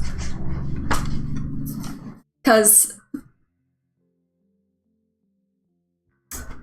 the ending of this 3rd season is so brilliant. You've seen all of it? Okay. I don't know why my camera's unfocusing so much. The final episode of Twin Peaks, where he goes and he gets Laura Palmer and she remembers everything. I'm going to be making a video where I kind of discuss, I'm going to go to break down Twin Peaks. So,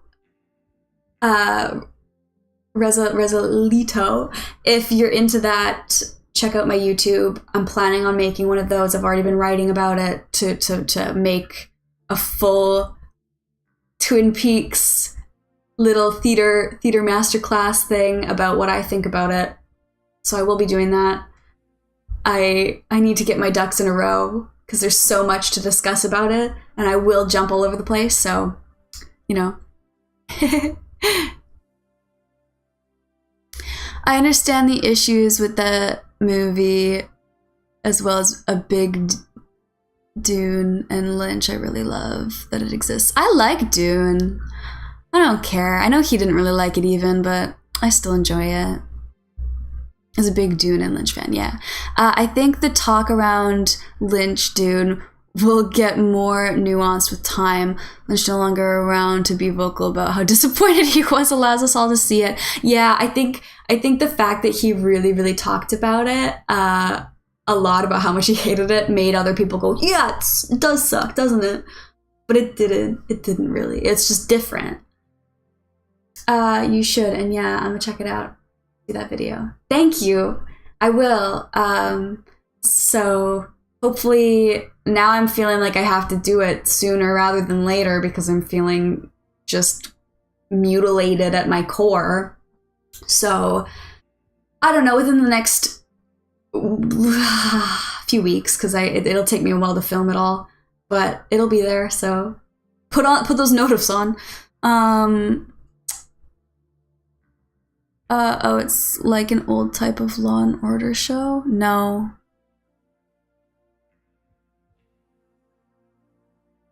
It's not like Law and Order. Twin Peaks is Twin Peaks. Dude, I don't even know how to... It's a mystery. It is a mystery about what is happening in Twin Peaks in this small town, and it's all about the people and the community and like what's going on in Twin Peaks. It's a mystery. You got the detectives, you got Special Agent Dale Cooper, you got all these different people trying to understand what's happening. I don't know how to explain it. It's nothing like I've ever seen before. I can't compare it to anything. So it's not like Law and Order. It's not a regular anything. I can't give you an explanation for what to categorize Twin Peaks as. The possibility that love is not enough. That's funny, because when I was watching Twin Peaks, I was in the mind like, I don't think normal people like this. It feels like autism. I watched it when I was really young, and it is very, very offbeat and confusing in lots of ways, and so weird, and like, the characters all act so weird, and I love it. But yeah, it's not for most people. So that's what I'm kind of saying to people that don't really know what it is. Twin Peaks is Twin Peaks, and you're either going to love it or you're going to say, this is just, I don't know what this is, and I don't understand what's going on. Twin Peaks is a concept. Twin Peaks is a construct. Twin Peaks is... it's its own thing. If you like characters, again, I'm a big character person. You get used to it. Yeah, you do. When I first started watching it, I was like 11 or something, 12, I don't know. I was very young, and I was like, this is so... Everybody acts so weird, and I love it. I was so obsessed with it because I've never been just like a normal person. So I'm like, oh, finally, someone that's not acting like they know what they're doing. Like, these characters just are people. They don't need to act like they know exactly what they're doing. And I just love it. It's hilarious. Yeah, if you don't get used to it after episode 3, good game. For sure. I feel that.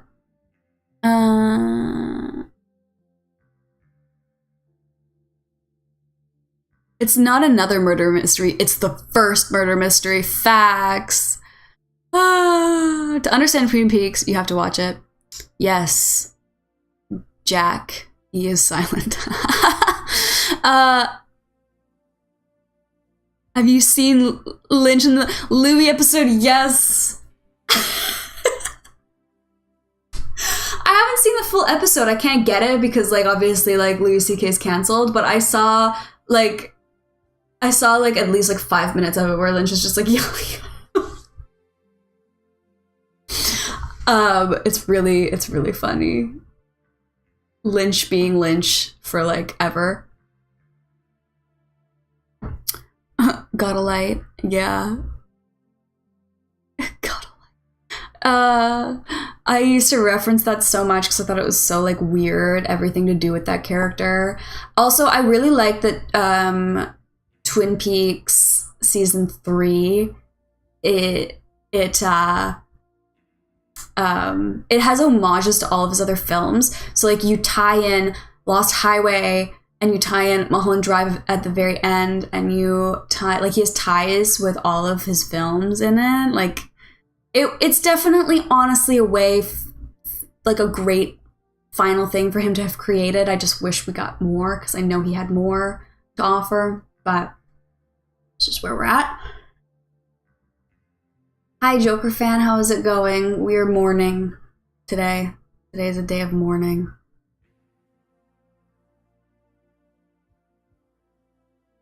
Okay, I don't know what. I'm gonna read certain comments, and then other comments I'm just not gonna read, because I'm just here for David Lynch today, and I think I got a little bit distracted by everything that's happening. Major Blue Velvet callbacks, for sure. There was so many. It was amazing. Jonathan's back. Changed my profile picture. My profile picture with the Blue Velvet background in honor of Lynch. Yes. I love it. I love it so much. Okay. I'm gonna read a little bit more. I'm gonna find some more stuff in here to read. Hey, look, he has one that's literally just called Fellini. Told you. I mean, obviously, I don't have to tell you guys. Y'all are Lynch fans. Y'all know what's up. Fellini, and then he has one called Kubrick.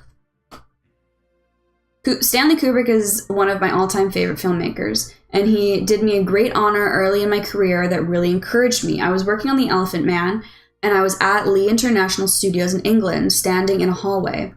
One of the producers of Elephant Man, Jonathan Stanger, brought over some guys who were working with George Lucas and said, "They've got a story for you." And I said, "Okay." They said, "Yesterday, David, we were out on Elstree Street and we met Kubrick, and we were talking to him. He said to us, 'How would you fellas like to come up to my house tonight and see my favorite film?' They said that would be fantastic." They went up, and Stanley Kubrick showed them Eraserhead. So right then, I could have passed away peacefully and happily. Kubrick's favorite film's Eraserhead. I'm gonna throw up. I really, Kubrick is one of the best filmmakers for sure. I like Kubrick's films, but my favorite might be Lolita. I just like the world. I like the characters. I love the performances. James Mason is phenomenal beyond the beyond in this film. I agree. Yeah, I feel like, yeah, there's a lot. He's talking about, like, a lot of his influences. Yeah. Again, if a director's able to, like, captivate and put out a feeling that I can feel inside my gut, I will always respect it and I'll always love it. Kubrick, there's just something about his, and again, amazing, it works, and I love The Shining, but there's just something about it, and I don't know what it is. I'm still trying to understand why I feel that way. But, like, Ari Aster, he has a feeling that makes me feel sick, but I want more. So I don't know what that means. What can you recommend for David Lynch after I watch Twin Peaks? After Twin Peaks, you're going to want to watch Eraserhead. And then you're going to want to watch Blue Velvet. And then, oh wait, actually, so sorry. Just kidding. Did you watch Fire Walk with Me? Did you watch the movie that they made for, it's like a Twin Peaks movie called Fire Walk with Me? Did you watch that? He made it, and it really ties up some stuff. If you haven't seen that, watch that first, actually. Obviously. Okay, good. Just want to make sure. So then Eraserhead, then Blue Velvet. And then you can kind of go from there. But I feel like staples to start with in that regard.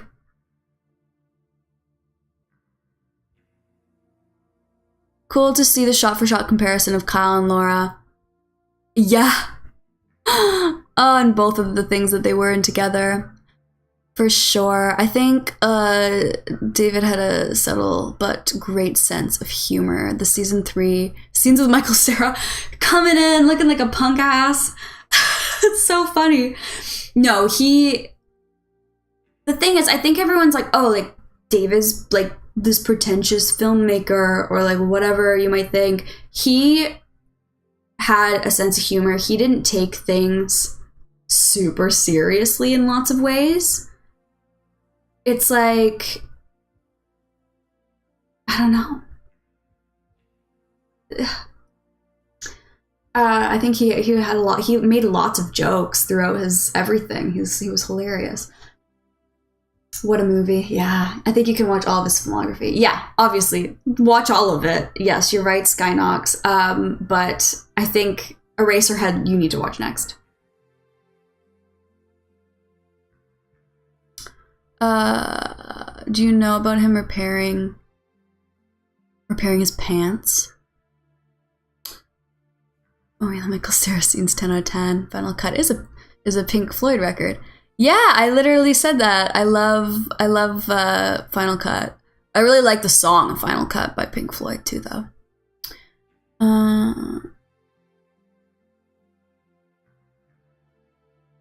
Not my problem is your handle already here. Oh my god, you're so bad. I don't know what you're referring to me being bad about. It's just my particular nihilistic mood, not my problem. Awesome. Okay, thanks. Thanks for clearing that up. I want to see Pete Martell in black and white. Ugh. Black and white, man. You can just really change some things up.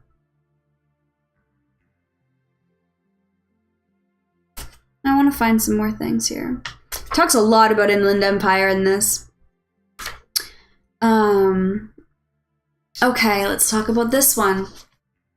Rest in peace, the King David Lynch. Yes. Yes, Romeo Woot. Yeah.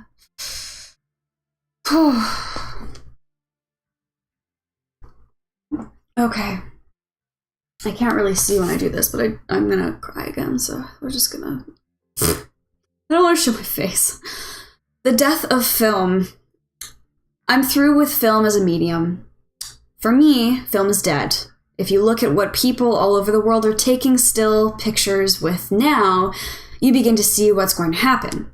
I'm shooting in digital video and I love it. I have a website and I started doing small experiments for the site with these small cameras, at first thinking they were just like little toys and they were not very good.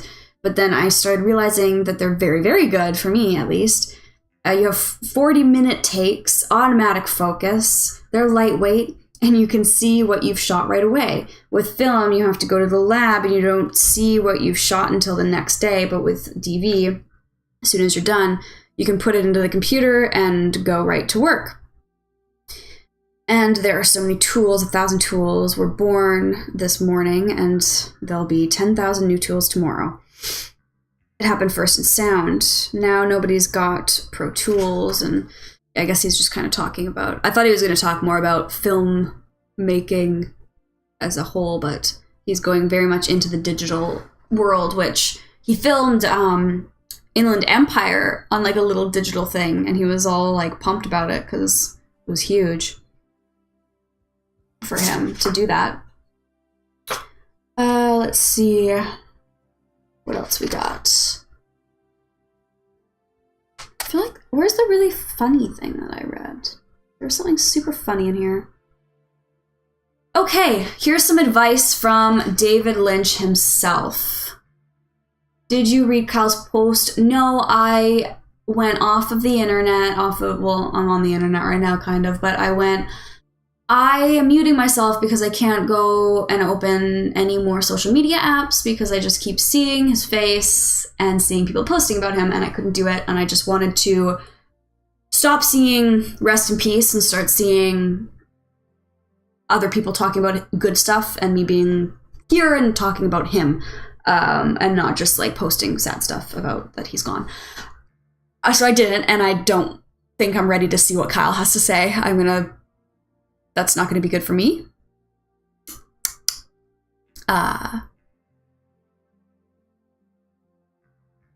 Any Sid Barrett defenders, if that's a thing. I didn't know people didn't like him either. What did he do? Huh. Yeah, I understand. Yeah, I just kind of, I will get there, and I'm sure, like, I really want to read what Kyle has to say. I do, but also I just can't do it. Okay, so let's get some advice from Lynch here. I feel like if I keep saying his last name, I'm going to get demonetized. I don't know if that can happen on a live stream or not. I have so much hair in my face. Okay, let's read his advice. I can't do that. Stay true to yourself. Okay, we're starting off on kind of how I was talking. Stay true to yourself, let your voice ring out, and don't let anyone fiddle with it. Never turn down a good idea, but never take a bad idea. And meditate. It's very important to experience that self, that pure consciousness. It's really helped me. I think it would help any filmmaker. So start diving within and livening that bliss consciousness. Grow in happiness and intuition. Experience the joy of doing, and you'll glow in this peaceful way. Your friends will be very happy, very, very happy with you. Everyone will want to sit next to you, and people will give you money.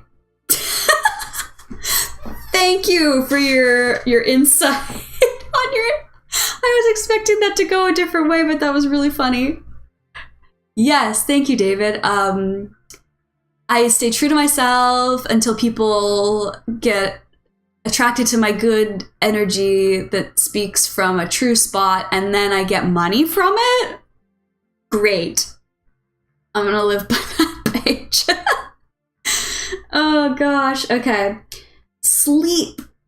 Do you think this could be good? Maybe? I don't know. It's all good, but okay, this is another good motivational thing. We'll read this one. Again, read this if you want to. It's great. If you guys ever want to read it, I definitely recommend. Keep at it. Okay. Keep at it. It's such a tricky business. You want to do your art, but you've got to live. So you've got to have a job, and then sometimes you're too tired to do your art. But if you love what you're doing, you're going to keep doing it anyway. I've been very lucky. Along the way, there are people who help us. I've had plenty of those people in my life who've helped me go to the next step. And you get that help because you've done something, so you have to keep doing it. So much of what happened to me is good fortune, but I would say try to get a job that gives you some time. Get your sleep and a little bit of food and work as much as you can. There's so much enjoyment in doing what you love. Maybe this will open doors and you'll find a way to do what you love. I hope you do.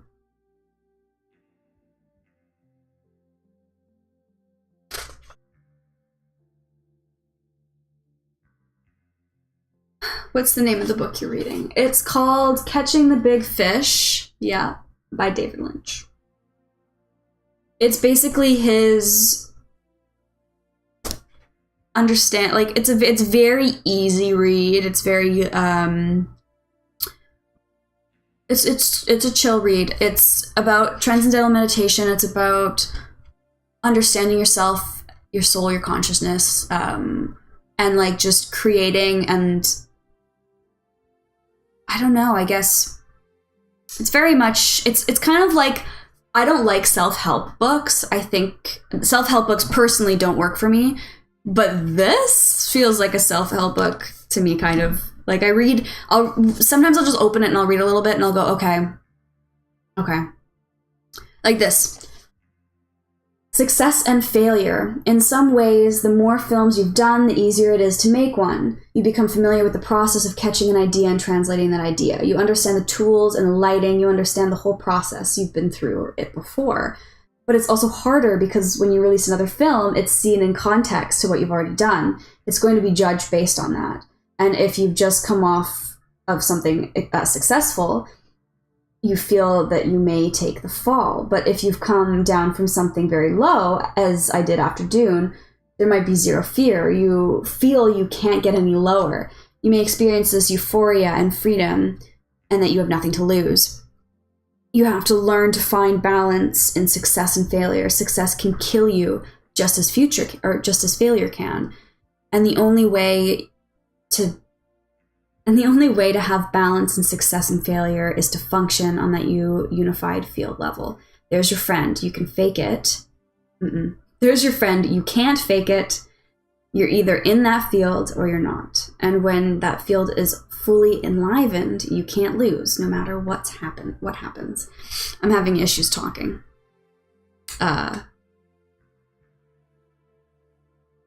Yeah.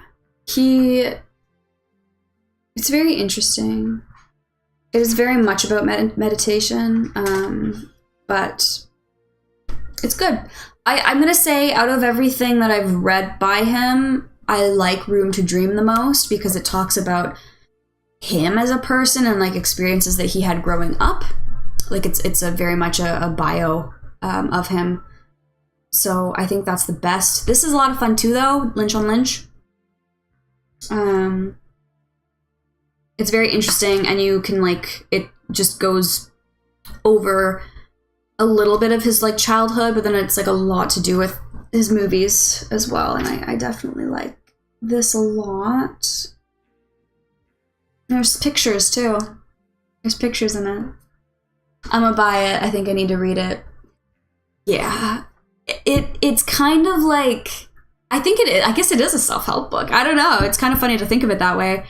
But yeah, it's an easy read. It's an easy digest. It's calm. It's very calm. Did you read The Secret History of Twin Peaks? I haven't. I bought it. I'm going to read it, but I haven't yet. So we'll see. There's a lot of great Pink Floyd albums. Yeah. I don't know. I definitely, I like the Final Cut. Ow. I like Final Cut the most, but kind of maybe a weird take. Money. It's a hit. Don't give me that do goody good bullshit. I suspect this chat is ground zero for fans of outsider art. Yeah. If you're in your car trying to pick her locks, gonna find yourself in a cardboard box. I don't know. I never met this chat. Send you back to your mother in a cardboard box. I'm stuck to my seat. Yeah, it's kind of been a weird chat. I feel like a lot of people are here for the right reasons, so I'm enjoying it, but... Okay, I'm gonna try and find a little bit out of here. Let's read a little bit from something. I'm gonna see. Okay, so, it's like interview-esque. So, like, they're questions a lot of the time. Does the fear and trepidation you associate with releasing a new movie ever get better the more you continue to make them? No, it doesn't. In fact, it can get worse. People have expectations, and you have to, and you have further to fall. Audiences know your work in some way. It's what I was just reading before as well. I want to find something very unique, because he says a lot of very unique things about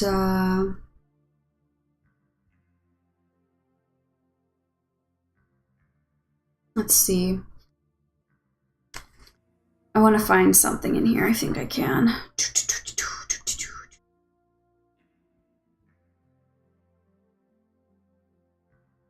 Let's see. Okay, here. On the Straight Story soundtrack album, there's a quote by you that says, tenderness can be an... Wait, hold on. I'm going to restart that. It says that tenderness can be as abstract as insanity. What does that mean? Well, this is a straight story, a very traditional story, but I felt that to get the emotions right would entail dealing with abstractions. That was the thing about this film that drew me, the feelings coming out of it and how to get those translated into film. yeah, the Straight Story is definitely his most film. So funny. It's still brilliant, definitely, but it's very funny how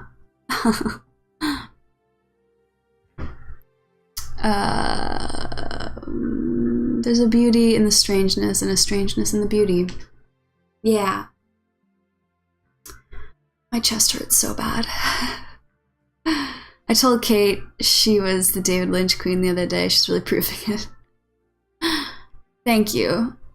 Yeah, I guess it's kind of like, I think everyone has to have something. And since he's kind of like a second dad. Same, I didn't know YouTube read my Reddit. When the abyss stares too long, David Lynch stares back. He's just down there waiting for someone to question an abyss and to question what it is to question things. Because a lot of people just go through life and they just kind of coast and they just kind of, like, you enjoy your things, you enjoy your, you know, stupid reruns of TV, your, you know, routine of eating the exact same thing every single day and going to work every single day at the same time, and you do this whole thing. But strip that down, take a look at the world and look at the ugly, and dive into the ugly, dive into that abyss and try and see what the hell is in there. And I think that's what he definitely did. And I like a lot that he wrote books, but he wasn't like a writer or whatever. But he understood people and he understood feeling. And his films, like, I'll just never get anything like it ever again. And that's okay. I don't want anyone to try and do it. We're just lucky as hell that we got him. Faces come out of the rain when you are strange. See, people are strange. Rest in peace. Yes, Sam. I'll never get a Eraserhead spin-off TV show for Netflix now. Could you imagine? Netflix would never. And acknowledge the unknown. He threw his characters into surreal hell. Yeah, he really did. It's so surreal what he did with his characters.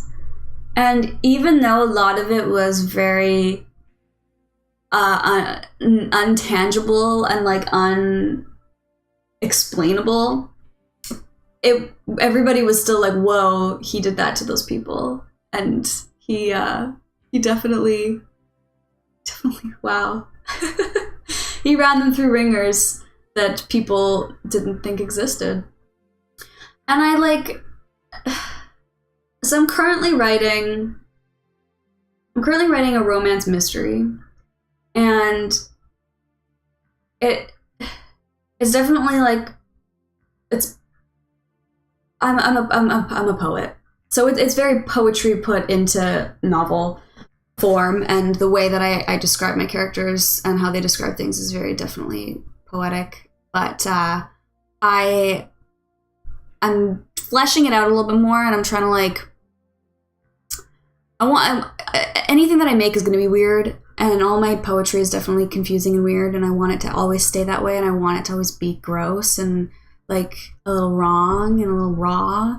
And I take a lot of that from David Lynch. And again, I think everybody's like expecting, like they'll expect things from me to be like, oh, I could see like the inspiration from whatever there. I'm not doing that. I have my own mind and I have my own concepts and my own ideas for what I'm creating. It's nothing like anything that David Lynch has ever made. It's nothing like I've ever seen before. And that's what I want to make. I want to make new things that people can relate to on a mental level, a spiritual level, and a connection between the characters. That's kind of my idea. And I think he really inspired me to just make what I want to make and not think about what the people want. And I think that that's also why poetry is so interesting, because it is literally just what you're feeling and like what your concept of an event or of an image or what of a feeling is. And he did that. He was able to put that onto the screen and say, this is how I feel, and this is how I feel these characters would feel. And he just did it so seamlessly. And every single one of his characters and every single thing he did was so different. They were so unique and different and beautiful and strange and messy.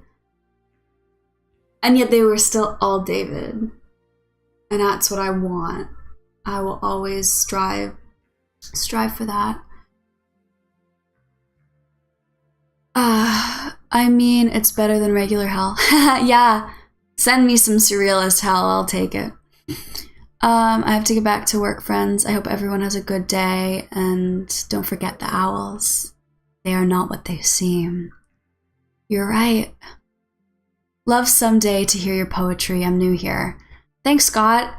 I'm going to be doing some more like live streams with writing and reading and stuff.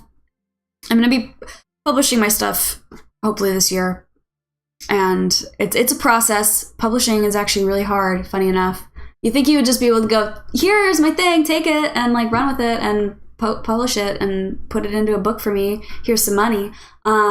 It's not that easy, so yeah, we'll get there. But I'll read out some poetry.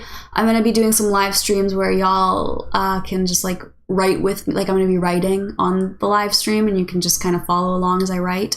It's kind of my idea. I think it's interesting to look at the post Twin Peaks shows and think about why they aren't as impactful to me. Shows like Lost or Wayward Pines, I enjoyed both, but they seem so one note in compared to Twin Peaks. Yeah. Again, there are so many shows that are great and that are fun and that are interesting, but do they have that extra thing? No. I think for me, it's not at all the same, but the only person that can compare to like that understanding of humans and characters and cinematography would be Vince Gilligan, if we're saying for TV, because he's proved it 3 times over. Breaking Bad, Better Call Saul, X-Files, and all that. Like, he's definitely the guy. Not like David Lynch at all, but I'd like to know Lynch's childhood religious leanings. I see sort of a Christian mythos in his stuff sometimes, like Laura Palmer seemingly went to heaven by rising from the Red Room.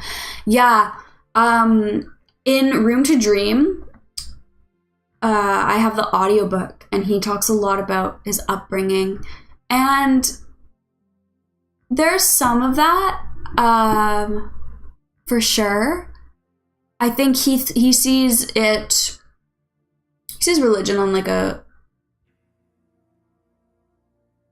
again, like, level of consciousness and everything. He sees things bigger than it is. Nothing's just one thing. Like, nothing's just like, oh, it's God, like, I think he took some of the beliefs of, heaven and hell and everything in a different sense. I don't know how much Christianity was in there. I don't really remember. Reader called it Twin Peaks with rappers. Atlanta's, that's actually a good point. Atlanta's bonkers. Atlanta might be a very close call for some David Lynch stuff. Childish Gambino, Donald Glover knows what's up for sure. That episode with the like Michael Jackson looking guy. I'm not gonna spoil anything, but you could watch that episode out of context and it's like wild. I did it an author and it's very difficult she had to pay back her publisher after the book didn't sell, and it was good. Yeah, I know. So it is hard, and it's kind of like you could go the easy way and you could just publish it to Amazon and people can buy the copies and whatnot. Are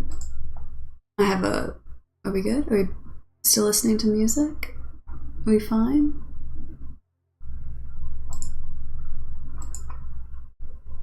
Is it playing? Sorry.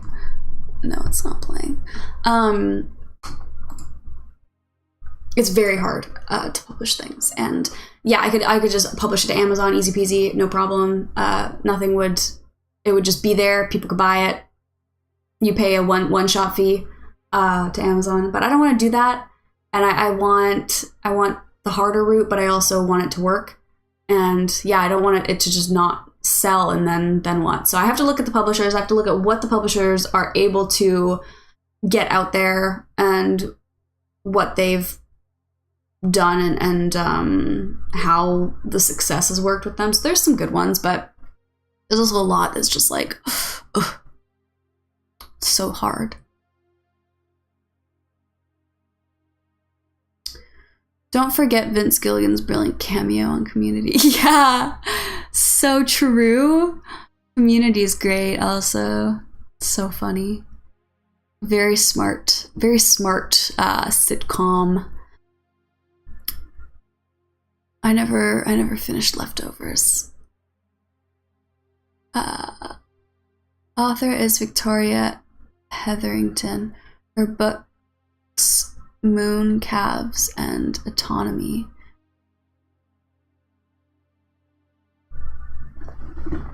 Yeah, okay.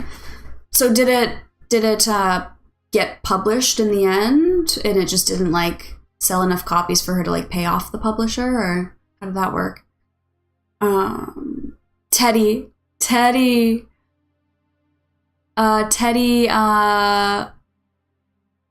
oh no, that's actually, yeah, his name is Teddy from Atlanta. Atlanta's nuts. Sopranos showrunner also credits Twin Peaks heavily, especially in dream sequences. For sure. I mean, that's the thing. I think everybody that like directors and creators and whatever, it's David Lynch. Like, he's the guy. Teddy Perkins. Hey, thank you for that. Okay. Wow. We've been talking for quite a while, huh? Yeah, published with loads of excellent reviews, but no one is reading these days. I know! People aren't reading. Their attention spans suck, and nobody cares about anything anymore. And sad. It's like the old adage that the Velvet Underground didn't sell a ton of records, but everyone who bought one started a band. Oh, that's tragic, but yeah, that's actually very, very fair. Yeah. Yikes. Well, what now? What? I don't know what I was even doing. This is pretty dense to read through. Wait. Where'd that go?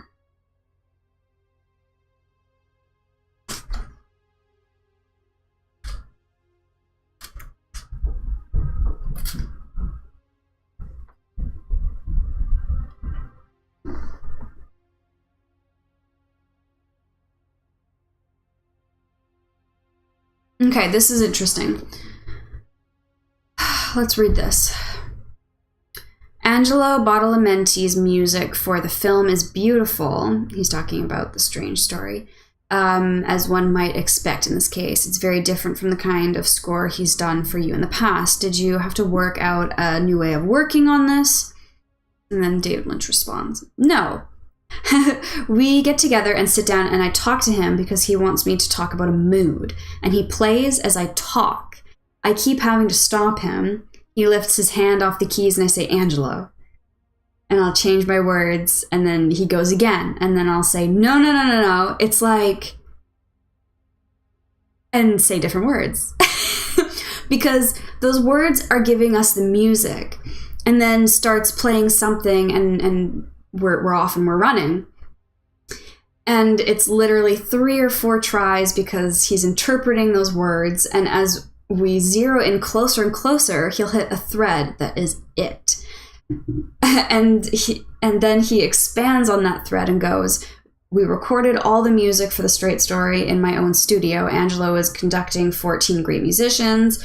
There was a clock running because he had a deadline, but we had the freedom of knowing that if people didn't just collapse with fatigue, we could just keep going if we were on a roll.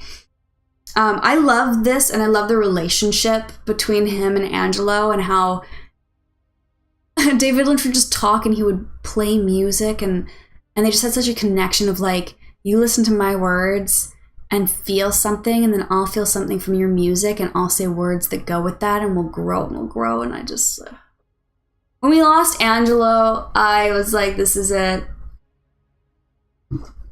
This is going, we're going down somewhere, and I'm not here for it.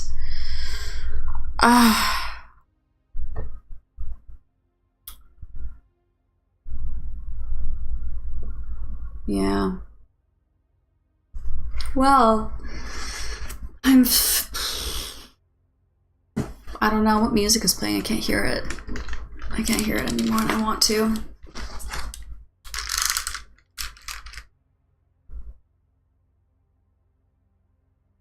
Oh, I like it. I want something different, though. What's this one? Yeah. That's what I want. That's better. I love the band talk happening right now.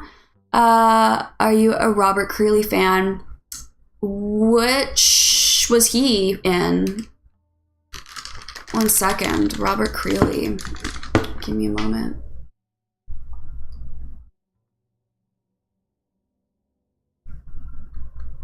Can you guys hear that? Yeah, okay. What was he? Oh, I thought you guys were talking about bands, so I was like totally out of it. Robert Creeley, which one? What has he done? That's my good old era. Let me see.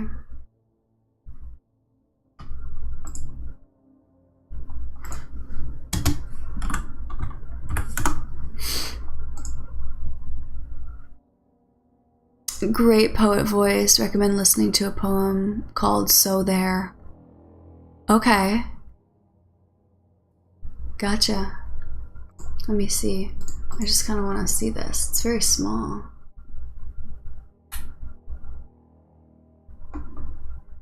You want listening to it though? Okay, I won't read any of it if you want me to listen to it. Let me just screenshot this so I don't forget.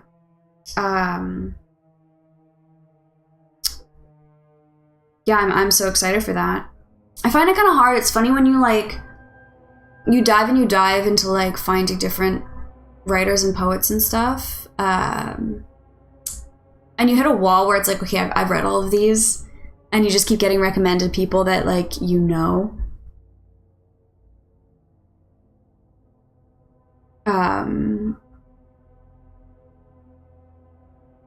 Yeah.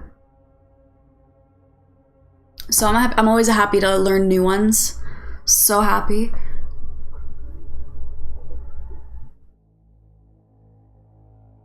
Creepy. My lizard wasn't doing very well a couple days ago, and that was emotional. He's doing better though. He shed, and I usually let him be when he's shedding because he he doesn't like to be bothered when he's shedding, so I was just like letting him chill, but he shed weird and it got like in his eye and he was having problems, so I had to like fix him up, and he's okay now. Like luckily I noticed and I fixed it, and he doesn't have to go to the hospital. The vet, I guess is the word, the hospital. So he's okay. He's chilling. He was awake earlier a little bit, and then I'll feed him. I'll feed him later, but he's doing okay.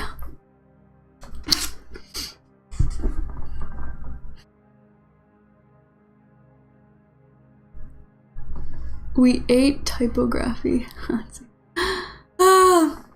There's a recording of Robert Creeley reading, backed up by a hippie psych band, Mercury Rev, if you want to bring back the music chat. Oh, dang. Okay. Really, was a beast, maybe? Another poet you dig, Jim Carell from Basketball Diaries. Interesting. I feel like I've read a little bit of his stuff. Hello, Nikki Bella? How's it going? Oh, yikes. Just lost my phone there for a second. Crikey. Hello? Let's not play this game. Just show me the chat so that I can chill. Actually, I don't really need this one up because I have the chat there. We're fine. We're chilling. We're okay. Anyone know about the windmill scene going on in Britain? What? I do not know that, aspiring wannabe. Did you ever watch Blue Velvet? Yes. Yeah. I've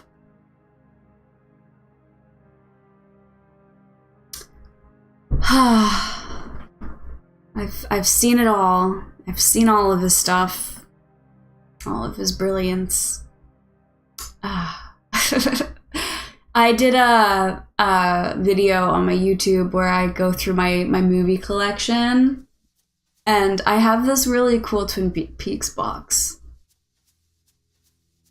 Someone's maracaing outside my window. Or is that the music? It sounds like a maraca. Is it? It's the music. It sounded like it was outside my window. I'm like, what? Okay. Vibe. What a vibe.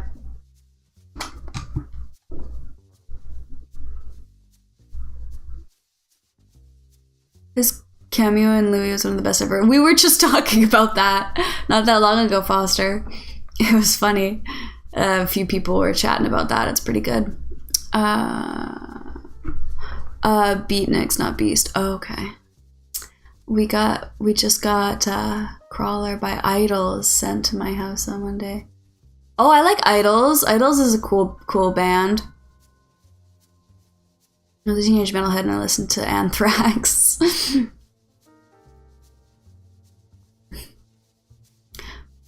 But now it's dark, but I can't see. Don't you fucking look at me. I had no idea what Blue Velvet was yet. Ah. Oh.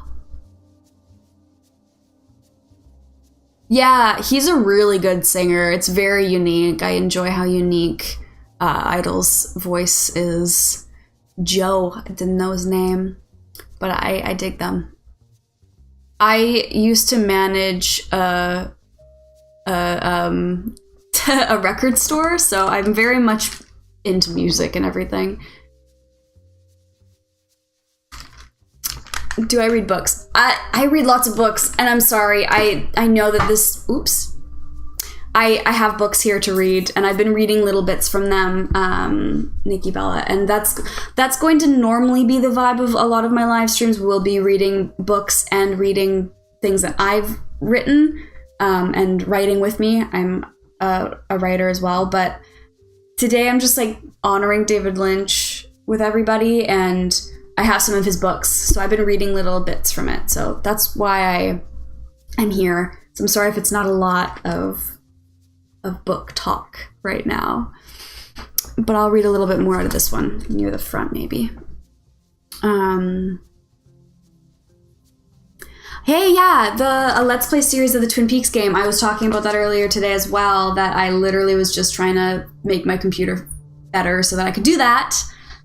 So we'll get there eventually, and I will do the Twin Peaks game.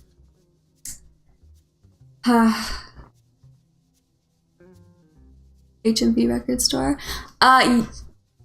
Sunrise Records. So HMV turned into Sunrise Records. I managed one of those for a little while. It was funny. It was fun. It was a wild, wild, wild ride.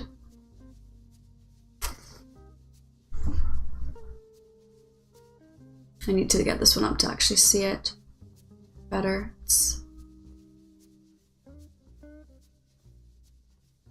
Come on. I can see that there's a message, so I want to read it, but it's too hard for me to read on the screen. See the people walking past, to see my eyes are closed at last, and they pay their last respects to a man they all knew. One by one, they pass me by. Some break down and start to cry, and others are glad to see it's happened. Mark my words, my soul, please don't. Consider new youth. Yeah, I feel like a lot of people are... I feel like more people than we even know are so hurt by this today. Honestly. My eyes are on fire. I'm like not doing okay.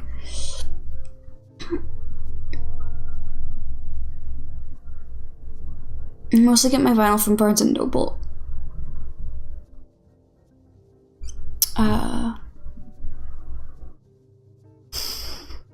Yeah. I really liked working at the record store. It was cool. In a way. I didn't like a lot of it, but, you know, managing a record store, you can't really go wrong. It's fine. It's chill. What is your dream to be, and do you have any regrets so far? My dream is to be an author. It's the dream, it's the goal, and oh, why did I have to be so good at something that is so hard to accomplish? I don't regret picking and write. I've been writing every day for my whole life, essentially.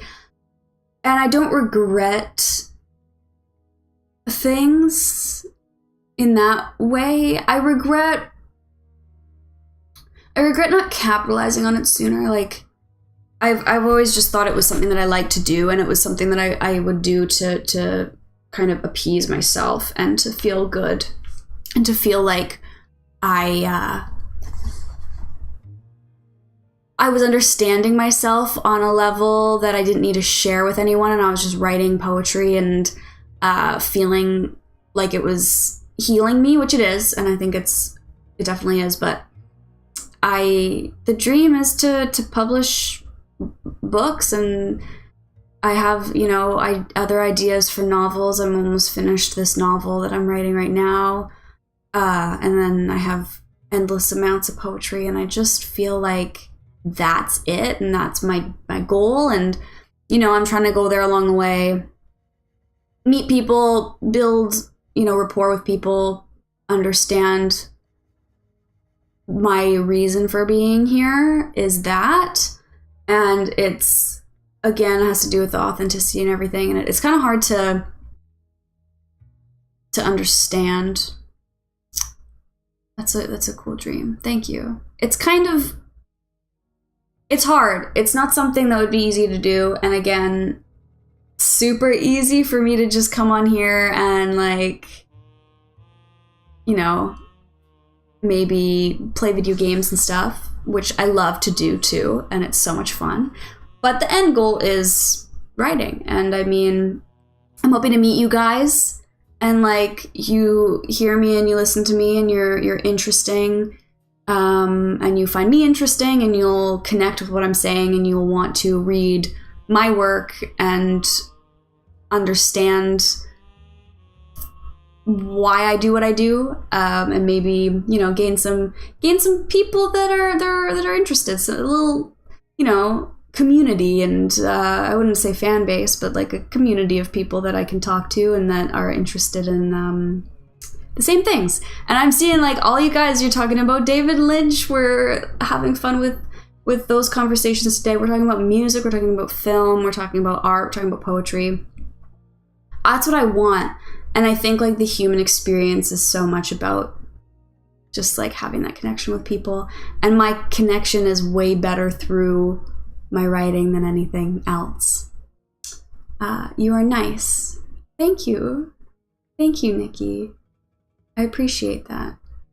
I hope that that comes across. I'm trying to, like today I'm just like, I'm out of it and I'm very low energy, but I hope that's okay for everybody. Obviously I can't fake it, but you know, I usually have a little bit more energy than this. And I like to do things. I like to create my funny videos and my Watcher of Realms funny things, and I enjoy it. And, you know, that audience is fun, and it's fun to make light of everything and humor. And I like the stories of video games and everything. So I'm going to continue playing my video games and posting things and having fun. But again, end goal is that. And I hope that that makes sense. What are people talking about? I bottled my own juices and capitalized on that in my youth. I'm illiterate. All I know how to read is Bukowski. Well, then you're not illiterate. I love Charles. Can I make your day by sketching you during your live stream? I would love that. Nikki, that is so sweet. I would absolutely love to see that. And are you gonna be live streaming too for that, or are you just doing it for fun?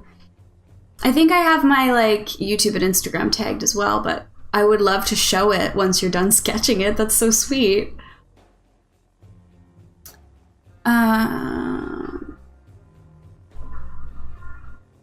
Who do you think the most Lynchian poet is?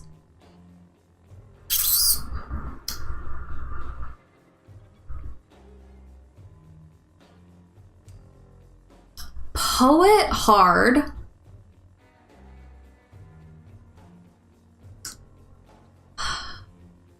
So funny, this is gonna sound really funny, but David Bowman is an author. And I think he is the closest that we have to something kind of like David Lynch. He is very surreal and bonkers and like all over the place. And his characters are very like fleshed out and weird and wonderful, manic and whatever type characters. I would say like maybe David Bowman's pretty close to kind of that. But Poet's hard. I feel like I might be able to think of one though. I'll think about it. I'll come back to you on that one.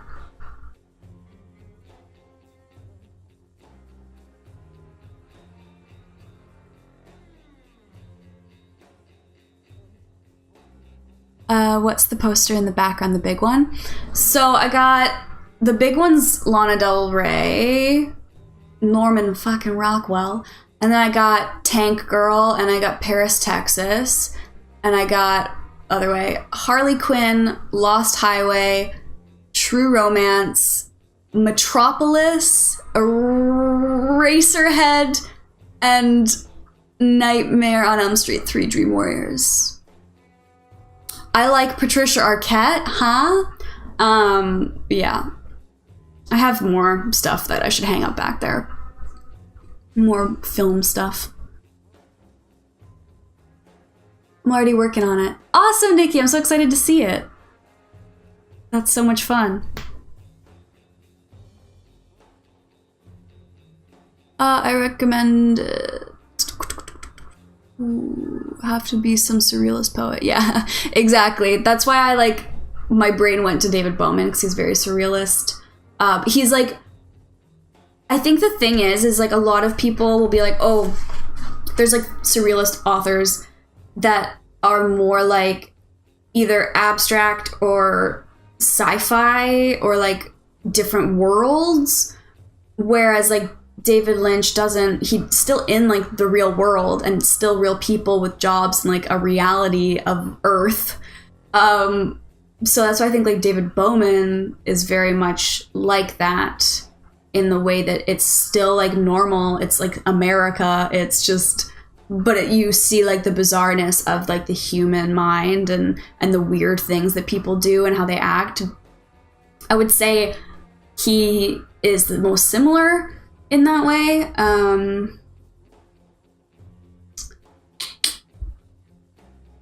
Yeah.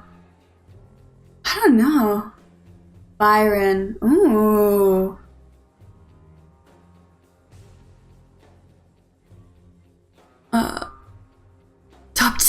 Wait. Top 10 Sigma males. Oh no. Ethel Cain. Yeah, Ethel Cain's good. I'm excited for her as well. I think she's really good. There's some that I'm just like, they're good. I really like her. I like Sarah Kinsley. There's some really good ones that are they're like a happy, like a chill, poetic vibe. Go listen to Preacher's Daughter. It's epic. Preacher's Daughter. Okay.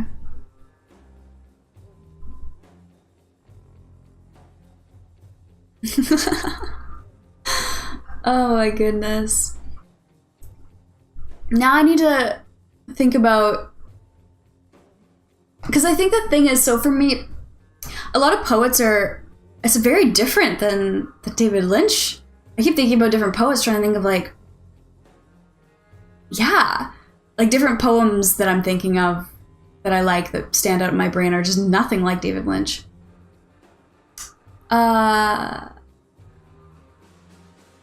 I guess,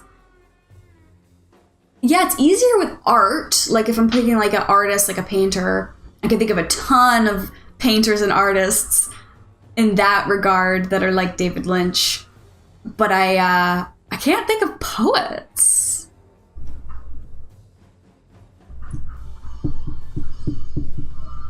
I think she talks about being on the spectrum. It's cute. I could see that. Ethel Cain, that makes sense for her to not be to have a little bit of autism there.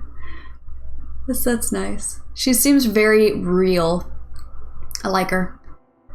I like to see real people doing their thing. And again, hard to put yourself out there, and there are still a lot of people that are talented and great that have like a persona that they put on, and it's like, okay, that's like their persona, but who are they actually? People don't really need to do that.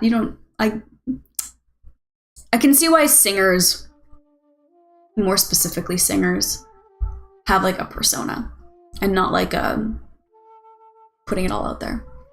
They have like a aesthetic and a vibe. I think Richard Brodigan has the surrealist, though nothing like Lynch still. Yeah, I can't think of any like Lynch. What am I listening to right now? Oh. It sounded really weird for a moment. It's so pretty. Down. It's loud. Making the microphone all funny. David Byrne! Why are the Davids all good? I like all of the Davids. I love Davids. David Byrne is one of my favorites. Freaking love David Byrne. I like his stuff more than when he was in the Talking Heads. I like his his solo stuff. And I feel like David Byrne is kind of very David Lynch. They got... Oh, it's very similar in a way.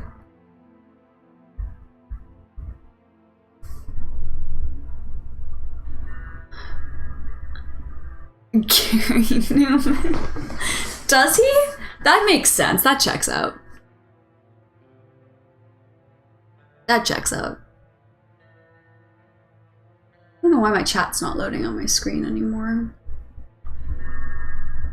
That's okay. They are definitely kindred spirits. Love Burns cover of Whitney Houston. Oh, yes. What's your favorite David Byrne song? I really like the album that he did with St. Vincent. If I didn't hear that album that he made with St. Vincent, I wouldn't know St. Vincent, and she's one of my favorites. I got to see her live over the summer, last year. And yeah, David Byrne is so good. Definitely. Let me take a look at my thing that's going on. Okay, well,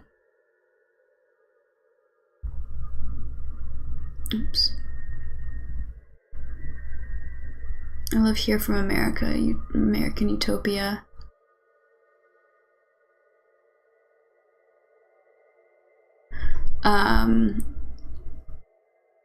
Personally, I love Here from American Utopia. Yeah, I think my favorite is what would my favorite be?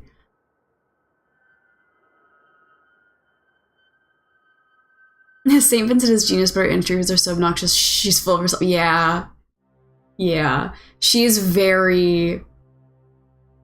I love her, but yeah, you're not wrong. Five Ash, you're not wrong.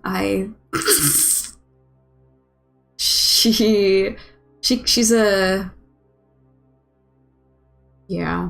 It's unfortunate, because I keep thinking, like, no, she'll, like, it's like a thing, like, it's a bit. Maybe she's doing a bit.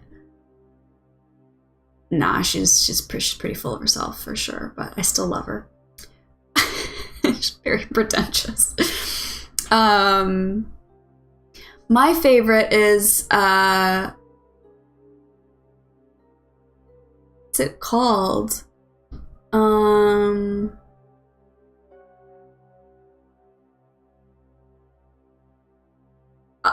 I can't remember what the song's called. I'm blanking. It's like, we're all concrete and stone. It's a house, not a home. Is that called Walls, Concrete and Stone? Why is my brain not working? Anyway, that's my favorite David Byrne song. And it's not a house or a home. I can't even remember the lyrics because I can't think of what the title of the song's called. Up at the coffee cup. Why this is the problem when I get put on, like, a spot. I'm like, what? Rest in peace, David Lynch. Silencio. Yes. No, she's a total narcissist, probably an actual psychopath. Probably. Honestly.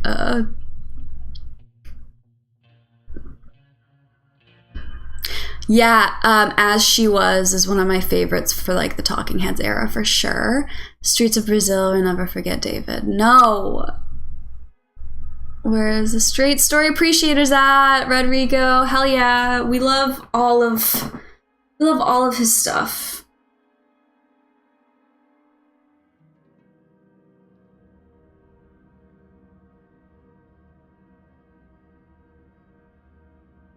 Yeah. I'm gonna grab something, because I can.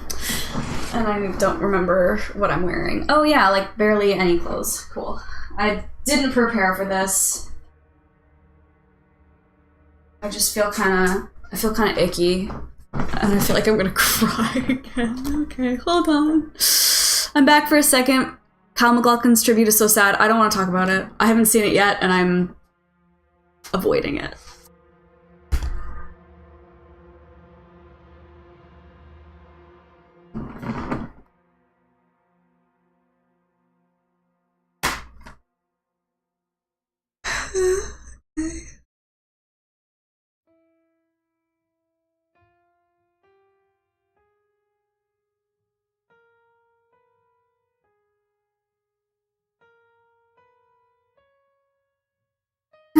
I don't think I can. I want to rewatch. I want to watch Mulholland Drive today. But I'm starting to feel not okay again. Like really not okay again. I think everybody in the chat earlier when they were fighting, it kind of like shocked me out of being sad. Like I kind of forgot. I didn't forget why I was here, but I was like, no, we're focusing on the good stuff. Stop like bashing the chat. Stop doing this stuff. And then I just kind of went on with everything. This movie changed my life.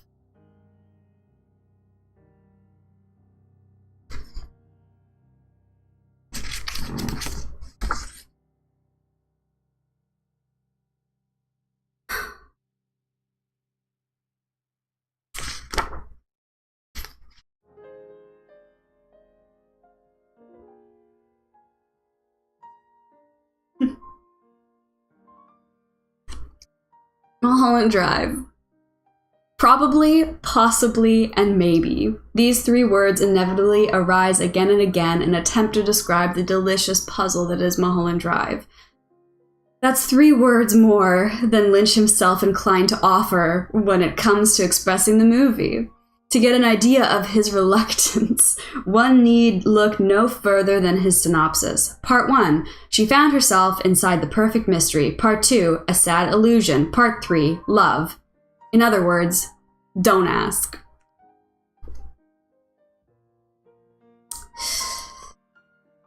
It's Vertigo on Valium, Raymond Chandler. Oh wait, it's Vertigo on Valium. Raymond Chandler in Alice in Wonderland. Raymond Chandler's a good one to kind of, that's a good one to kind of connect with Lynch a little bit. Watch Mulholland Drive about once a year. That's a solid thing to do. Yes, you can absolutely ask me something. Anybody can ask me anything.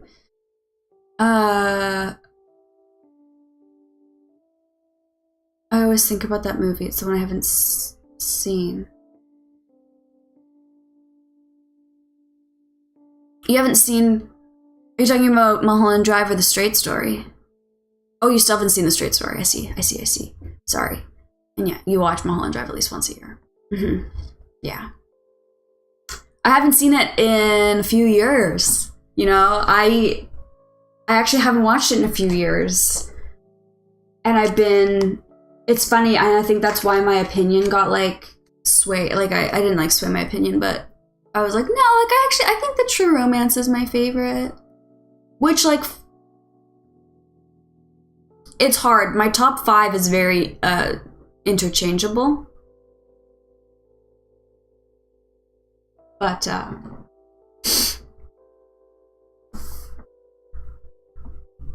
yeah.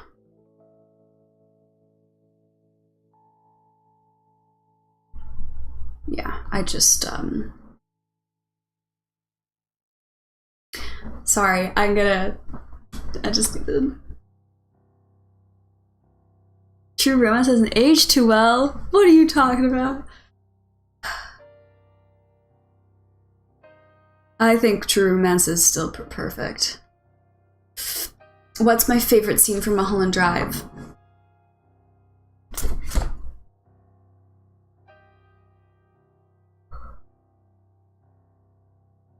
That's really hard. Because if I'm going on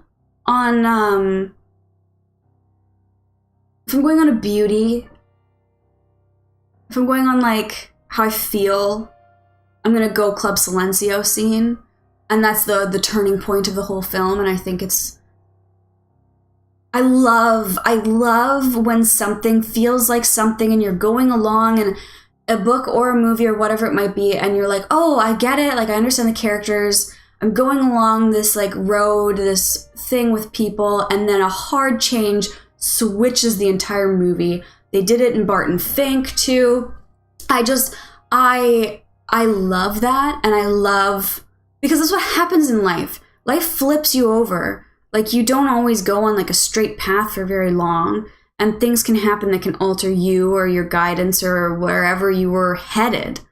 And I love how David Lynch does that in all of his films. So Club Silencio, that scene is just beautiful. But a scene that I think about a lot in Mulholland Drive that is probably not one that people would maybe say is their favorite is after Club Silencio and the whole movie shifts. After that happens, and she goes from being Betty to Diane, and she's in the diner with the like, I guess hitman or whatever you want to call it. And she's in the diner, and she looks over, she's distraught, she hasn't slept, she's a mess, she's totally 100% depleted. And she looks over at like the waitress, and the waitress's name now says Betty. And she's talking to the guy, and she gives him the key, and she gives him the okay to go and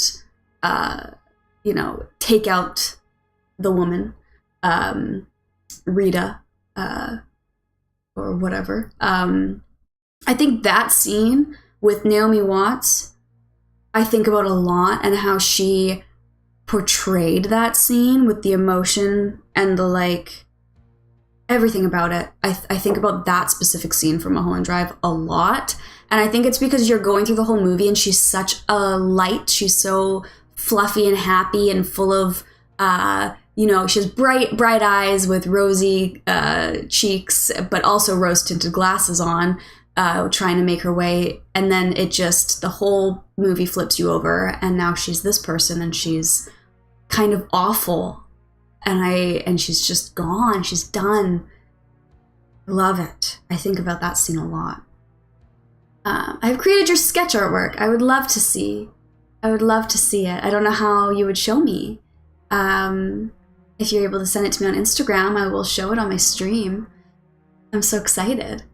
That's amazing. It's been a while since I've seen it. I'll have to see it again soon. Yeah. I need to watch it again too, to be honest. But you know what I really do love? I love, what am I saying? I love when they're, when the guys are going in and they accidentally shoot the lady. And there's like all these like random chaotic shots going through the walls, and the lady screams because she gets hit by a loose bullet, and there's like the what am I saying? What's that word? Vacuum is the word. The vacuum's going everywhere. Yeah, I like that.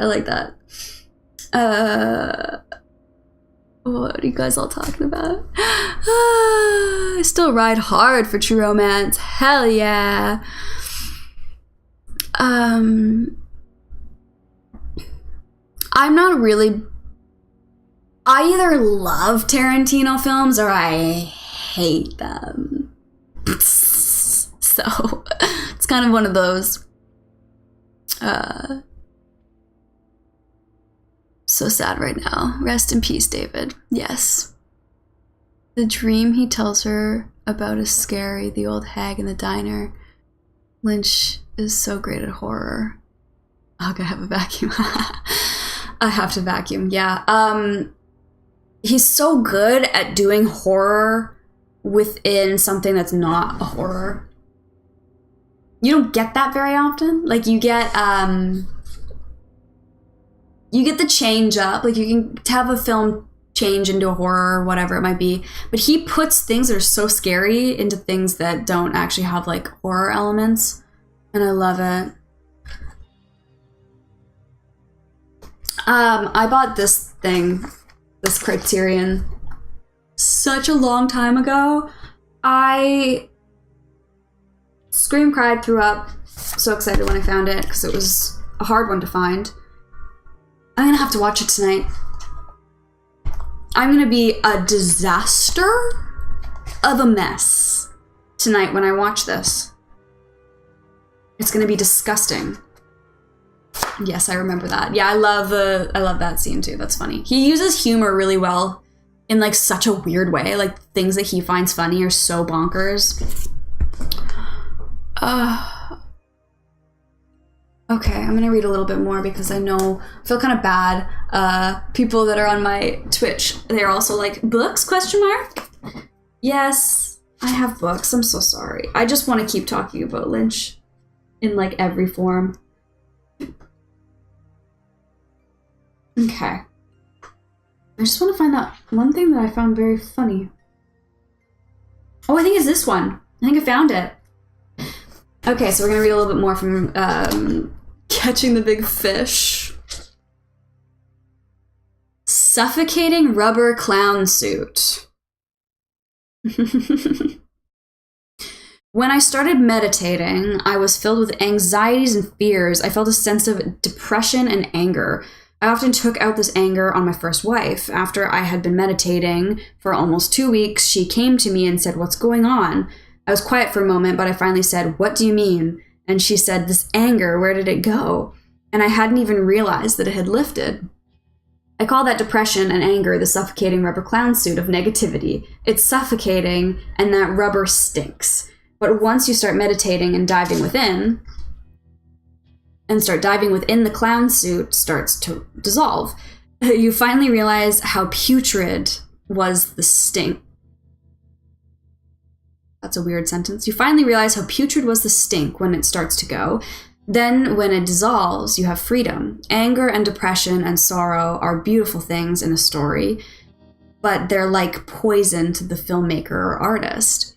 They're like a vice grip on creativity. If you're in that grip, you can hardly get out of bed, much less experience the flow of creativity and ideas. You must have clarity to create. You have to be able to catch ideas, just like catching a fish. Where can I share the sketch? Share it to my Instagram that's tagged in my Twitch account. I think I have my link tree in my Twitch bio, my Twitch description, my link tree, and it should take you to an Instagram. I hope. If not, maybe Discord? I'm not very good at this kind of stuff. Do I have it in my Twitch? Hold on. I'll just send you... Here, I'll type in the chat. Actually, that's easy. Yeah, I'll just put it in the chat. What's wrong with me? Send it to...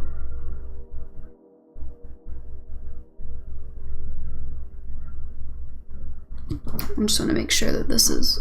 I'm doing right here.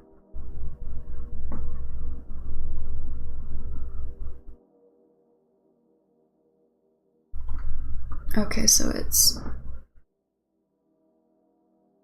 This is my Instagram, and then... Oh, Discord would be fine? Okay, hold on, let me get that too.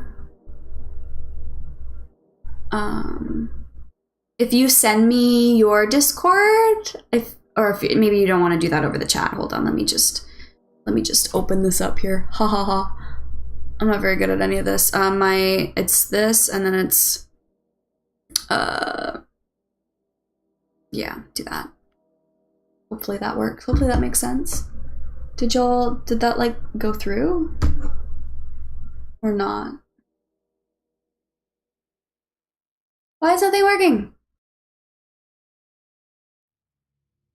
Oh, why didn't it let me? Come on. It's just not letting me talk to the chat. Just look up Kate Rebel on anything. Thank you, Nikki, for following me. If you look up, Kate Rebel on Discord, it's just Kate Rebel Red, and my face is on it. So just look for my face. Then that should be good enough.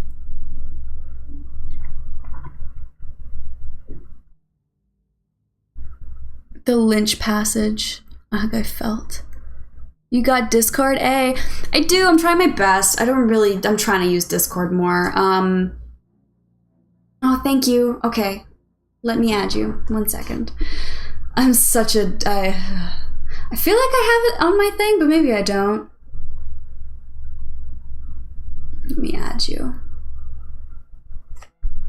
I'm gonna figure this out. I'm so bad at this kind of stuff.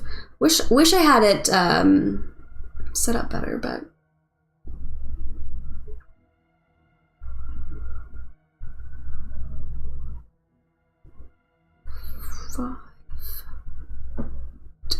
Five.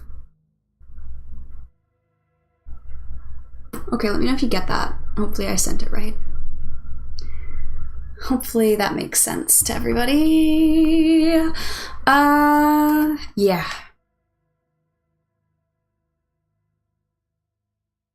Okay, here we go. Here's a good one. Here's a good topic of discussion. Gosh, okay, hold on. Get comfortable here again. Oh, I hear it.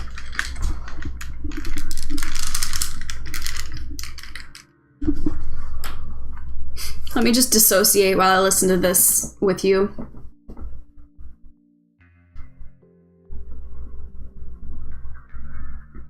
Yay! Aw, your picture's so cute on here, Nikki.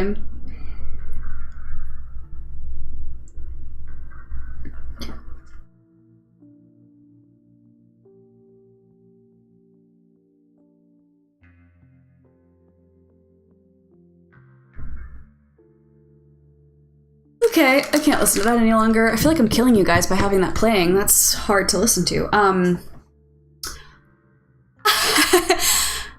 Final Fantasy VII really sounds like Twin Peaks. Did y'all know that? It's funny, huh? Anyway, what was I saying? Oh yeah, I wanted to read this.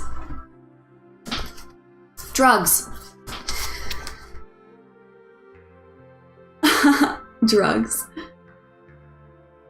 We all want expanded consciousness and bliss. It's a natural human desire, and a lot of people look for it in drugs. But the problem is that the body, this physiology, takes a hard hit on drugs. Drugs inquire the nervous system, so they just make it harder to get those experiences on your own. I have smoked I should be talking like Lynch. I have smoked marijuana, but I no longer do. I went to an art school in the 1960s. So you can imagine what goes on there. I can't do a David Lynch impression. Naomi Watts can do a pretty mad good David Lynch impression. Hi from Italy. I still can't believe it. Hi, Mario. Yeah, I feel my heart hasn't pounded like this in a hot minute. And I'm not saying it's in a good way. It's like just painful, and I've been crying a lot. I stopped crying when I had people in the chat telling me that I was being an idiot for crying, but I'll definitely cry once I'm off the stream again, because right now I'm feeling a little bit not on this plane of existence. Anyway, I have smoked marijuana, but I no longer do. Okay, I'm not gonna say I can't do David Lynch. Yet, my friends were the ones who said, no, no, no, David, don't you take those drugs. So I was pretty lucky. Besides, far more profound experiences are available naturally.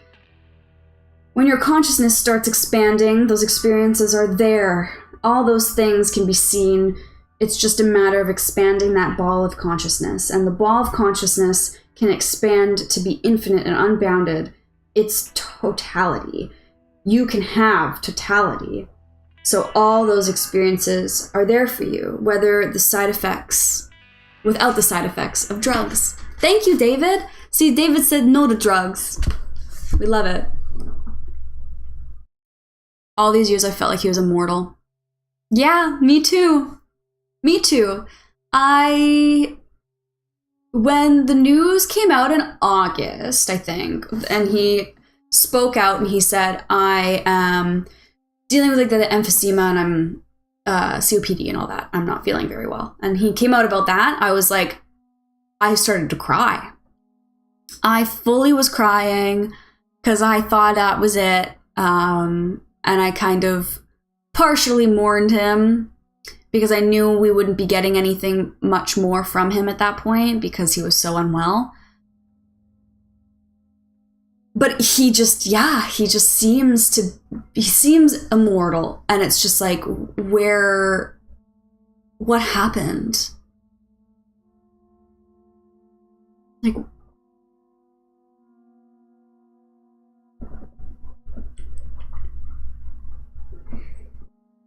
oh my gosh, Nikki, you sent it to me. This is so cute. Adobe Illustrator, I've been working on the field for around 4 to 5 years. Oh my gosh. Oh my gosh, there's a spider hanging in the background. This is so cute. How can I show this like properly? This is adorable.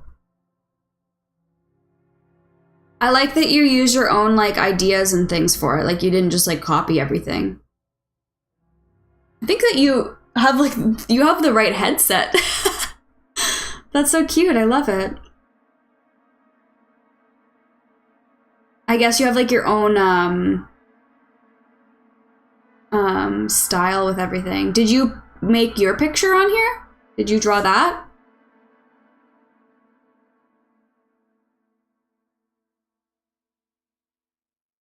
This is so sweet. Thank you. This is adorable. I have my pink chair. My spider. I love that.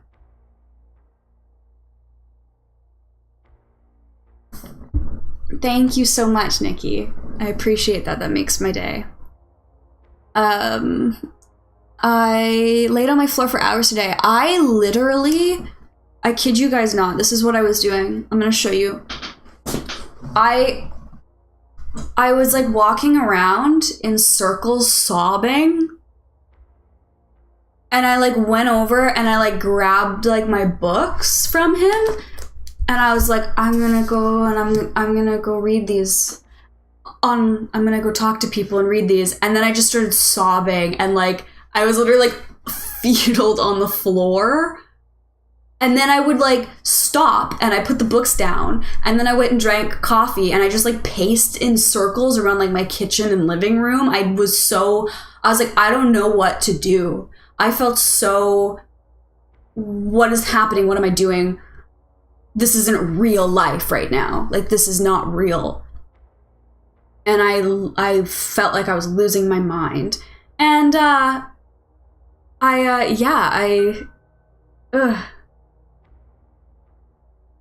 basically did the same thing and I laid down on my bed too and I was just like, because my original plan was to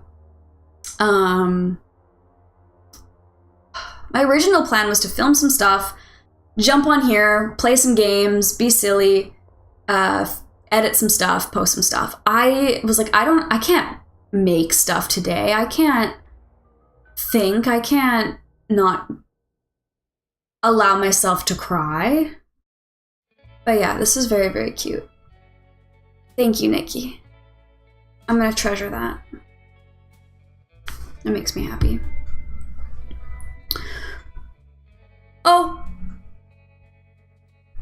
Is this just you playing? I can't really hear it very well. Just you and I together forever.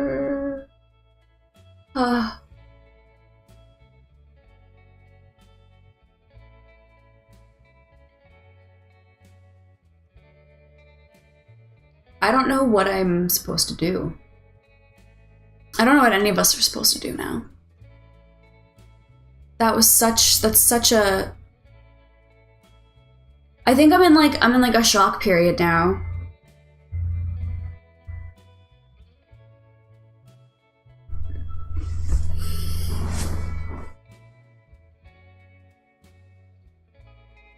You know how you have certain things that you would never... Like if your house was burning, you grab those things. This has so much meaning to me, even though it's so old and it's a DVD. It's not even a Blu-ray or 4K, and I'm pretty sure that he came out with a 4K recently. But this one is the one that I bought and was like, I finally own a piece of myself that I didn't know existed. Mulholland Drive is... I can't.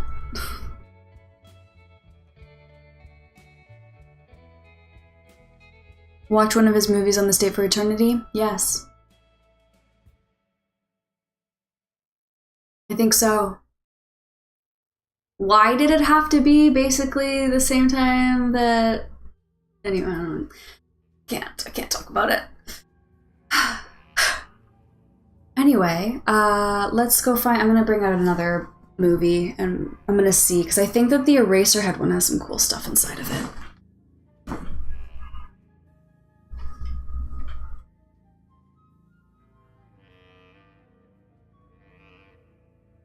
Oh my god.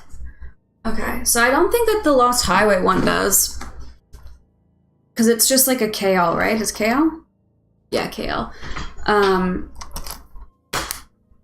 Yeah, it doesn't have anything. But this one was so hard to find for some reason. Like, I don't know why.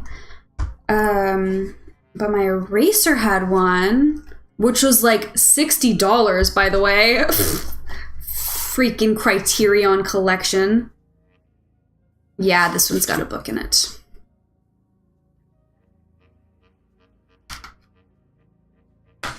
What's the book? What's the book?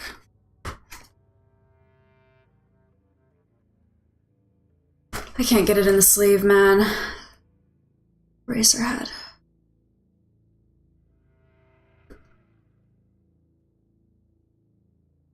Okay, I'm gonna read some stuff here. Eraserhead took 5 years to complete. Sorry, I said 7. 5 years, not 7. Took 5 years to complete. You must have been completely dedicated to the film to sustain both the project and your own enthusiasm over such an extended production period. What was it about the idea you loved? Okay.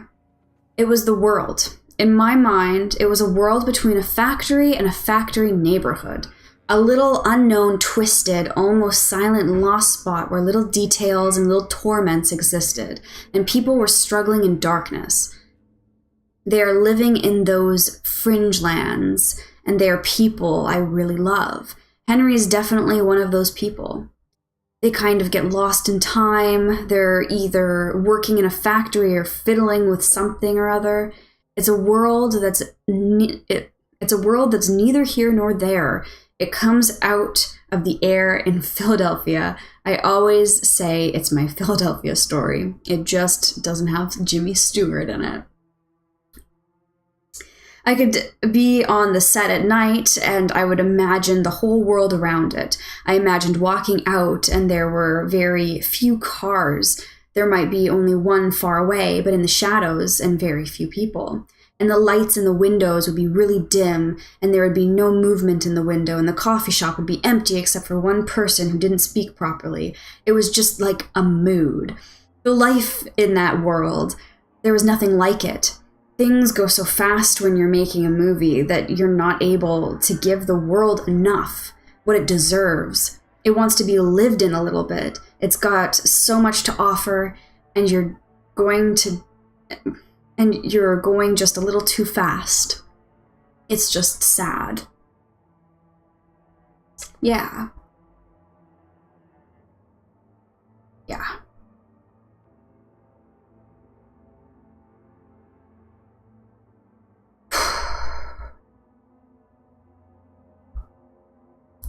Have you seen Shawshank Redemption? Yes, Shawshank Redemption's fantastic.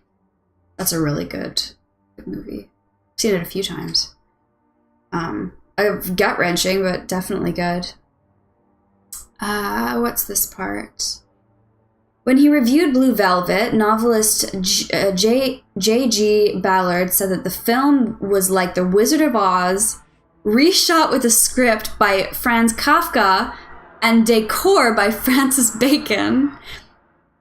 Remember how I said artists are like the quickest thing I can say that I can similarly relate to David Lynch? I thought of Bacon. I thought of, Otto Dix and Dolly and all those people. It's very interesting. Kafka certainly comes to mind in Eraserhead. Do you like his work? Yeah. The one artist that I feel could be my brother, and I almost don't like saying it because the reaction is always, yeah, you and everybody else, is Franz Kafka. I really dig him a lot. Some of his things are the most thrilling combos of words I have ever read. If Kafka wrote a crime picture, I'd be there. I'd like to direct that for sure. Okay, so that's a good one to relate to him as a writer. Picking somebody. I guess I never... Kafka's just such like a one that people just say. People do just always say Kafka a lot of the time.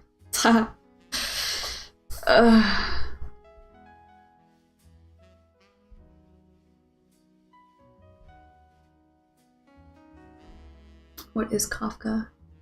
I can read some of his stuff for you, for sure, to give you like an idea. One sec.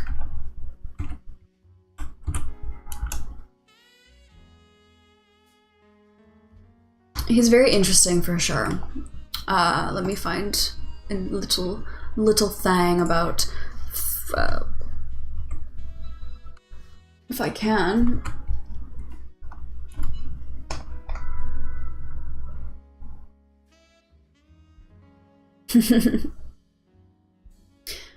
Yeah, he's just interesting how he like thought of things, I think. And a lot of people, especially men, are like, Kafka, ugh.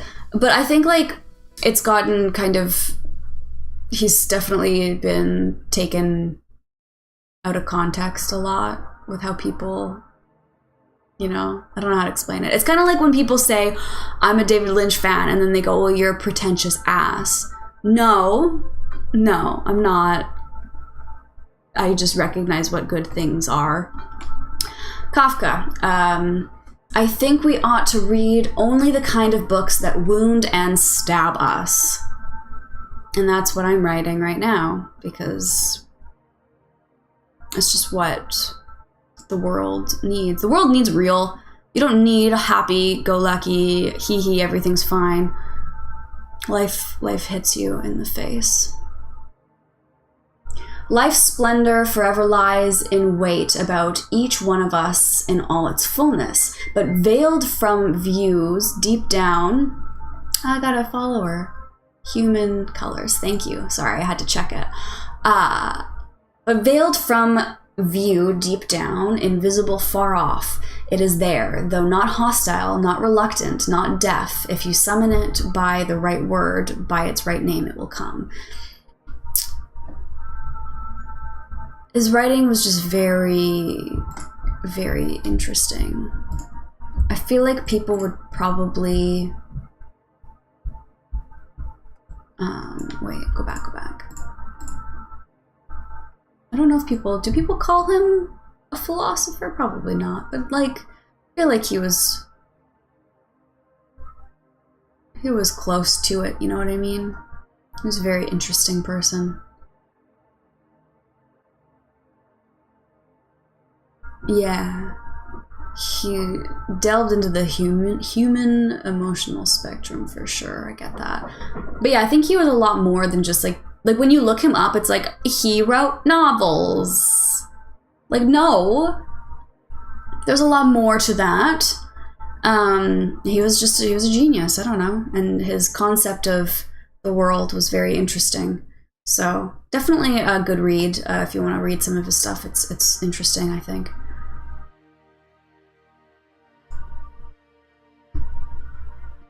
I like it. I like some of it a lot. Some of it I don't as much. Again, I usually do kind of prefer male writers in a lot of ways, but sometimes, you know, he definitely had like a bit of a feminine way about him. What are you guys saying? So strange as it was, Twin Peaks story was more or less. Oh, I'm missing so much of the chat. Hold on. Let me open this up. Let me back up on up. Why is it being this way? Let me read this.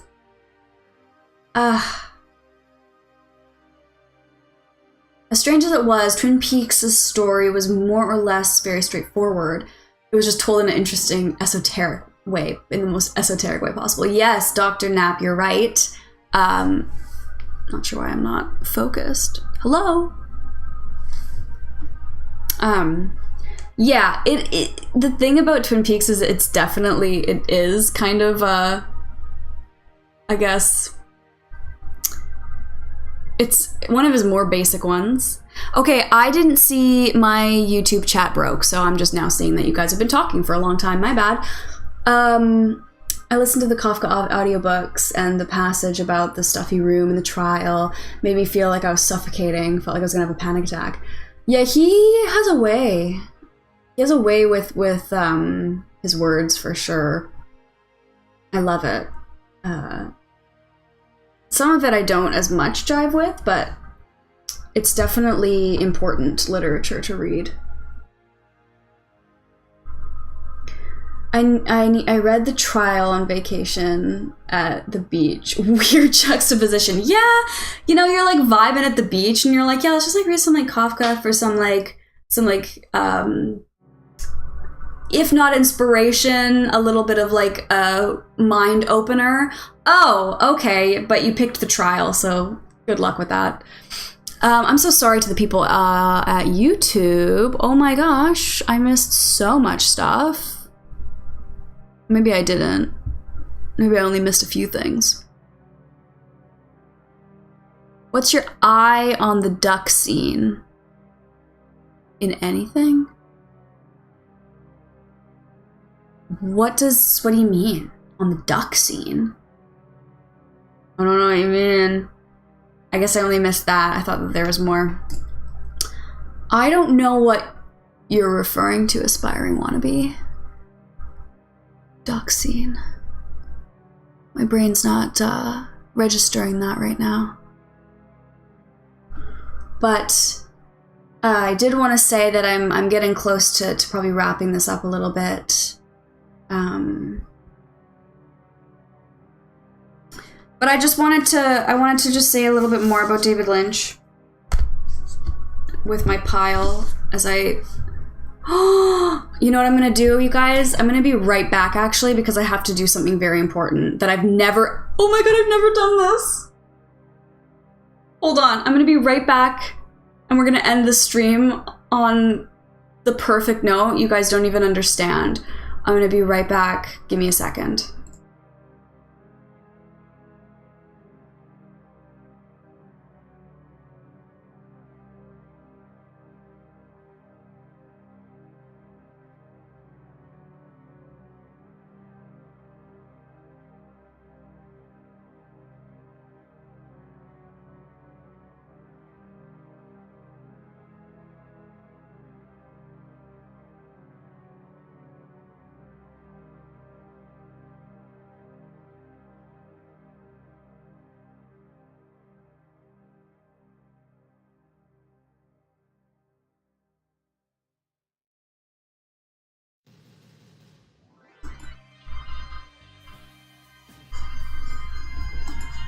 Okay, I'm back. Now, this is something that I have not ever done. I bought this a very long time ago, and I've never done anything with it. Kafka deserves some sunshine once in a while. Hey, that's actually very fair. Fair point. I feel like today is the day to finally do this, and I don't know why I never thought of it before.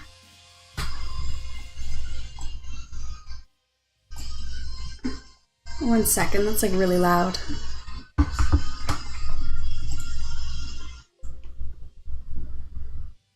I've never done this before. It's a scene that David Lynch coined as meant to be the most important scene in a movie. Wait. I have something to do that's important. I don't know the duck scene. I have to look it up. I probably know it. I'm just blanking. I have a David Lynch candle. A prayer candle. And I don't think I've ever lit it before, so this is the day to do it, I think. At least for today. It's important.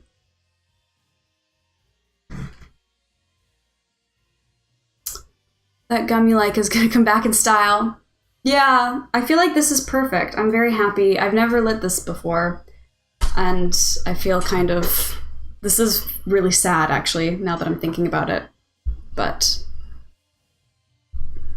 I'm happy. And I feel like I'm gonna just leave it. I'm gonna leave it. Rest in peace to the goat. He's meant more to me than anyone else as well. Through the darkness of future past, and the magician longs to see, and one chance out between two worlds, fire walk with me. Rest in peace, David Lynch. Mulholland Drive is my favorite movie of all time.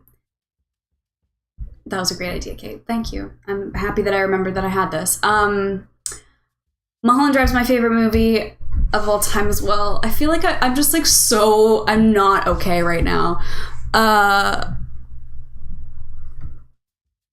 Saint David, the Strange and Beautiful, rest in peace. YouTube recommended me Let's Get It, Kafka and David Lynch. Yeah, we're here to stay. I don't know where to put this because I don't really want a candle in here, so I'm just gonna hold it.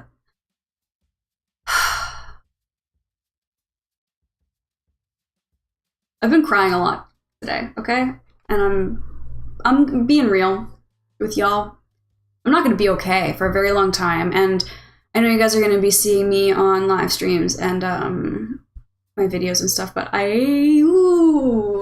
do I feel like I'm gonna be okay? I feel like this is gonna be a change of my everything. Thanks for sending the hearts. This candle actually smells really nice. I've had this thing for like 8 years, and I've never lit it before.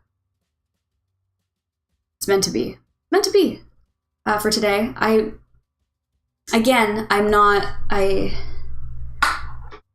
just want to be here to talk about him and to appreciate him and to really say he saved my life. And I think he saved many people's lives, and if he didn't save their lives, he gave people some sort of either not just entertainment, but of validation and hope and something so special that we'll never be graced with ever again. And I don't want anyone to try it out. I don't want anyone to pretend. I just want us to remember David Lynch and be happy about it all. That we got him.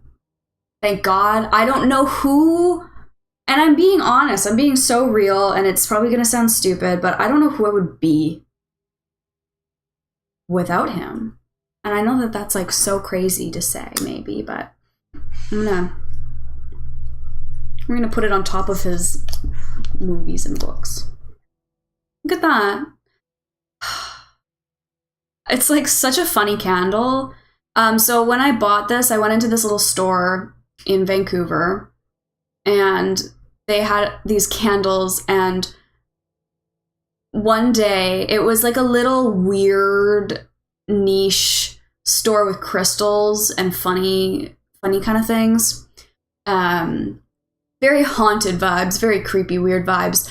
And one day they said that David Lynch came into the store and he was like, I need to buy a bunch of citrine rocks.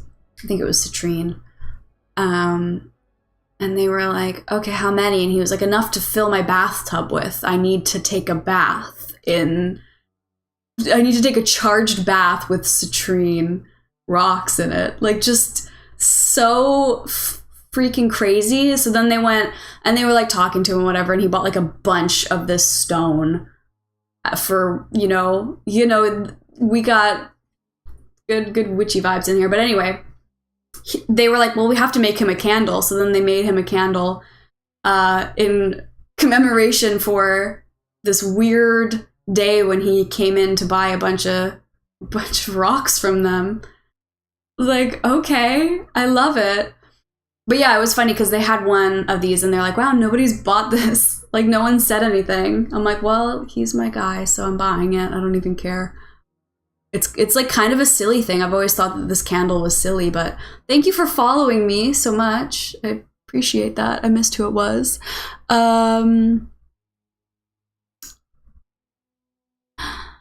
My second favorite show was shot in Vancouver. BSG.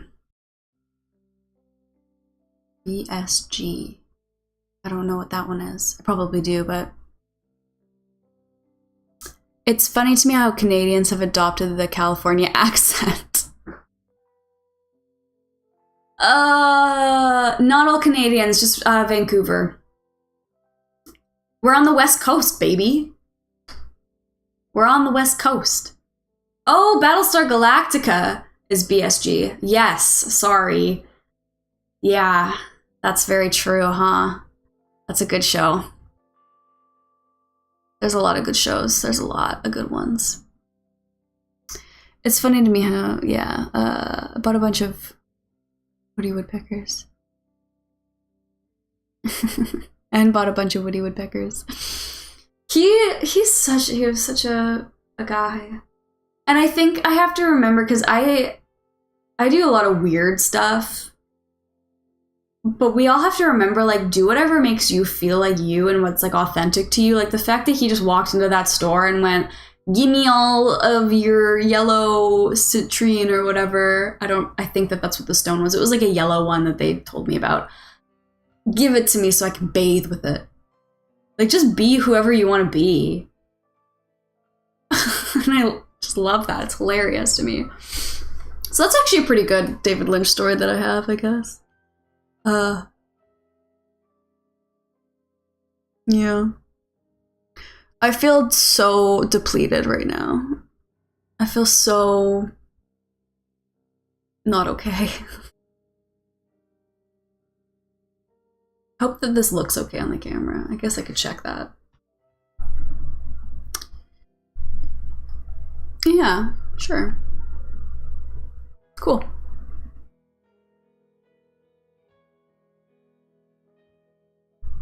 I need this music. I feel like I just need to, like, dissociate with Twin Peaks in general. And try to, like... Anyway, again, I just want this to be like, thank God we had David Lynch. We got him. He was given the opportunity to continue and make so many beautiful things for us. And I think this is a day that we just needed to talk about him. Maybe I'll make it a tradition. But y'all, if the people that have been here before know that basically every single live stream that I do, I bring up David Lynch. Which is hilarious. I don't even realize that I do it, but I do. Oh, I love this soundtrack so much.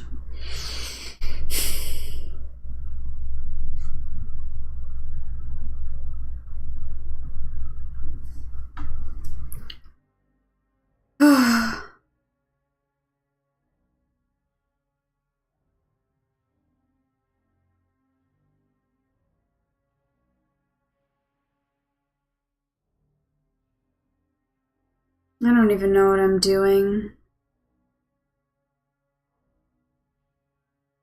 There's so much. I need to watch Twin Peaks. You've never seen Twin Peaks? Yeah, watch Twin Peaks. Watch Twin Peaks.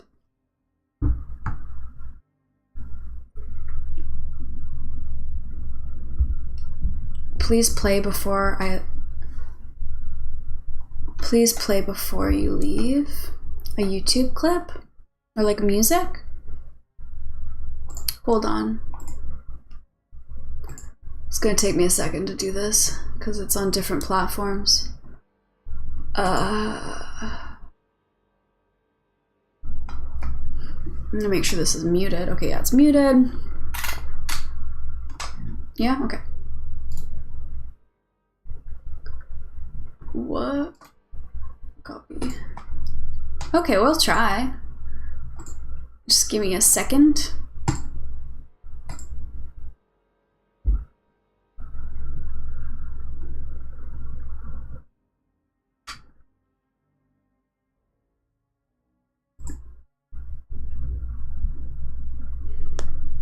I'm gonna save this one. I'm just gonna save that song for Nikki if you want to jump on a different live stream. I'm gonna do a different live stream tomorrow. I'll play it tomorrow.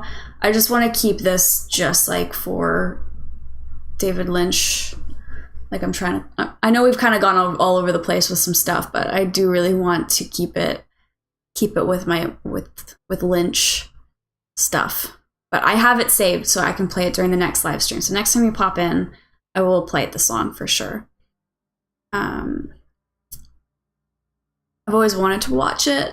I'm just waiting for physical copy. You can find the original 2 seasons on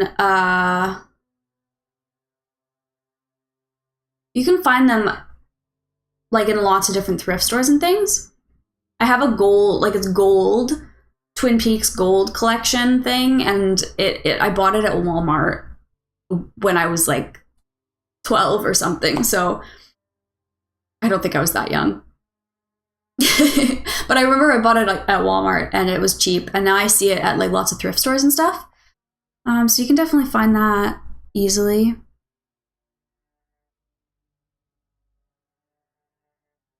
I feel like the flame's kind of getting a little bit bigger. You're a physical media person. Yes. We love Lynch. Yes, we do. We do, jazz guy. I feel so ill. I'm kind of losing the I wanted to keep positive note on like what we're talking about with David Lynch, but I'm feeling more and more.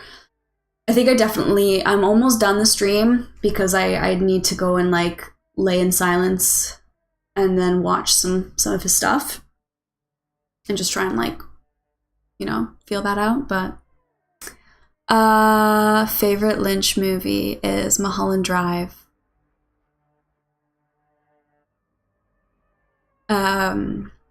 It's Mulholland Drive, hands down. Mulholland Drive, and then Eraserhead. Almost no celeb I follow posted about David Lynch except for Eric Andre, who posted a bunch. Eric Andre, that's a weird one. I guess that totally makes sense. He's crazy. He would love David Lynch. I feel like he does a lot of weird Lynchy stuff on his Eric Andre show. Thank you, Zipiter Spider. Thank you. I so appreciate it. Yes, Eraserhead or Blue Velvet. You can't go wrong. I feel like I might have an easier shot listening to Blue Velvet today, or watching Blue Velvet today than Mulholland Drive, because Mulholland Drive always guts me regardless of my state. I feel like this is going to be a hard thing to watch if I watch Mulholland Drive today. I might pass away from it all. It's too much. I just watched Twin Peaks: The Return this past summer. He's immaculate. No kidding. He'll appear in my dream. Only 3 nights ago. Never happened before. Whoa.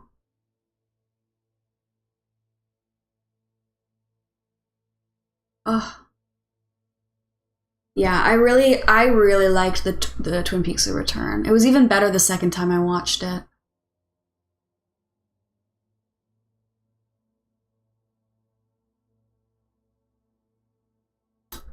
I thought Eric Andre was the Jodorowsky guy. I don't know what Jodorowsky is, but I know, yeah, Eric Andre does like the crazy fake TV. Is it playing? Why is it so quiet?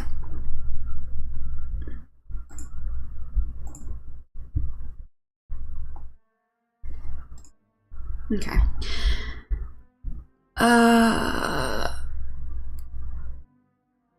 I've only seen 3 of his movies. Eraserhead is my favorite by far. Not to say that the rest are bad at all, but I still need to watch Mulholland Drive. No, yeah. Mulholland Drive's his best one. Sorry. Get to it. Get to it. Watch Mulholland Drive. Jodorowsky directed the Holy Mountain. Eric Andre is also a huge fan of him. Oh, okay. That makes sense. That makes sense. That checks out. And then I have another person saying the same thing in YouTube chat as well about the Holy Mountain. Yeah. I love Eraserhead. I think I'm going to have to go and watch Mulholland Drive now. But I so appreciate everybody, and I guess there's still a lot of people watching. I might hold off for a little bit longer, have some discussions. I'm just, yeah, I'm kind of shocked. I'm not shocked at how many people have been watching today. I'm like, I appreciate it, and I appreciate people coming in here and seeing that it's about David Lynch and respecting that and like talking to me about it all and like how much he's impacted everybody's lives. Makes me happy. Makes me feel good. And I think that's the energy you want to bring. Because even if you're feeling sad, the more you talk about it and the more you like remember all the good stuff that you had and like remember what this person brought to the world, and everybody has different opinions and different loves and like, oh, this is my favorite movie, this is my favorite thing, I love like this song that he did, or I love this whatever, and just like talk about him as a person, read a little bit from his books. It just like bring that good energy, because his energy's still here, he's not gone. At least he lived a long life and seemed so genuinely full of love. Exactly. Yeah. And he got to do what he loved to do, and we got to see it. He got to share what he loved to do with the world, and we all are so lucky to have it. And I can just go enjoy this art. It's incredible.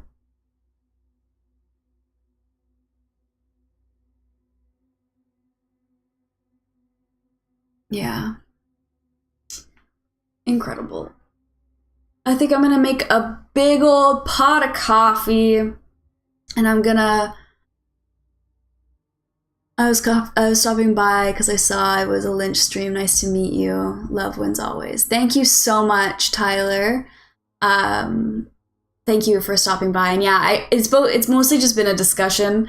I've read some of his books and we've been talking about everything. So I appreciate you stopping by, and very, very happy that people are here to talk about him and that people are seeing it and being like, yes, here are the people that loved him. And hot. David Lynch was so hot. That's factual as well, if we're gonna go there, but it's funny. No one will match his style. Like you said, I agree, it's incredible. I low-key agree. Yeah, he is. Oh, you meant the coffee is hot. Hot coffee. Sure you did. Sure you did. Sure you did.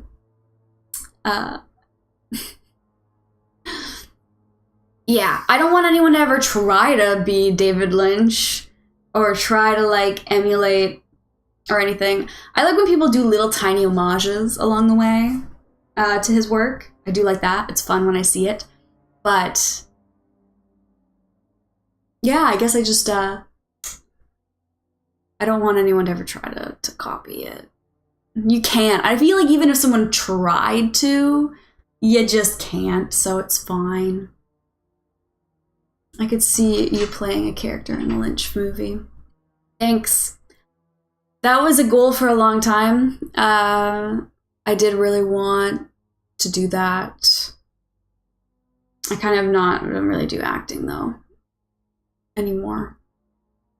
But I did really want to meet him and work with him for a long time. But he never made, like, you know, Twin Peaks, I was too young. Like the Twin Peaks The Return, I was too young anyway, so it was kind of like unfortunate.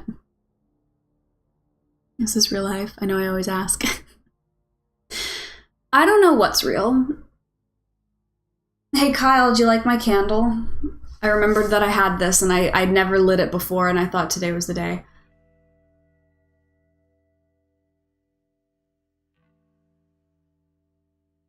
I don't really want to leave because I like that there's a lot of people that are here and we're like bringing David Lynch's name out and the energy out, but I feel so ill. Rare to see younger generation know David Lynch. Yeah, I guess kind of, huh? I mean, he hadn't made anything too much in the last little while. But I have loved him since I was little, so feeling unwell. I was crying so hard at the beginning of this live stream. But now I feel kind of just, I'll cry again later, but the people, that you guys have been kind of helping me a little bit. Who's David Lynch? Yeah. Yeah. I feel like even people that don't know him, you know? He's one of those not infamous. He's one of those people that everybody just knows, which is great.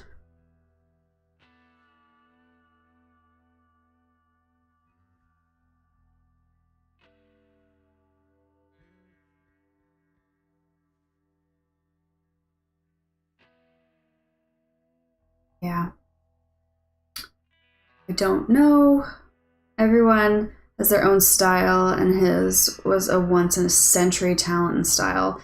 No one else can capture and create what he did, but I love when people take influences off of him without copying and pasting. Yeah, I agree. I think, of course, you're going to take inspiration. You can see a lot of, Fellini and David Lynch's work as well. Like he took inspiration from people as well. But it's like, yeah, you have to have like that line of you still have to be yourself and bring your own authenticity and your own ideas into everything. And that's why his was just, no one could ever think like him. No one ever will again. Like that, he was just an alien man. We were so blessed to have.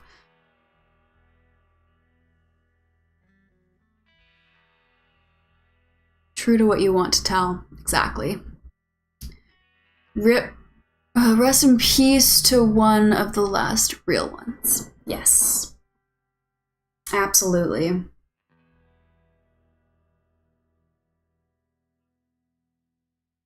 Yeah. Well,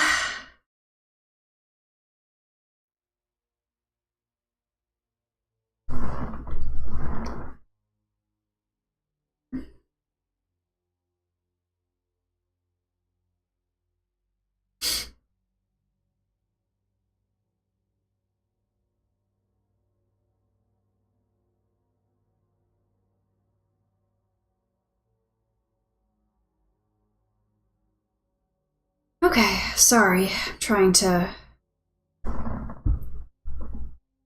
yeah, I guess it's just kind of like understanding things. Today, really, I was not expecting today to be anything like this.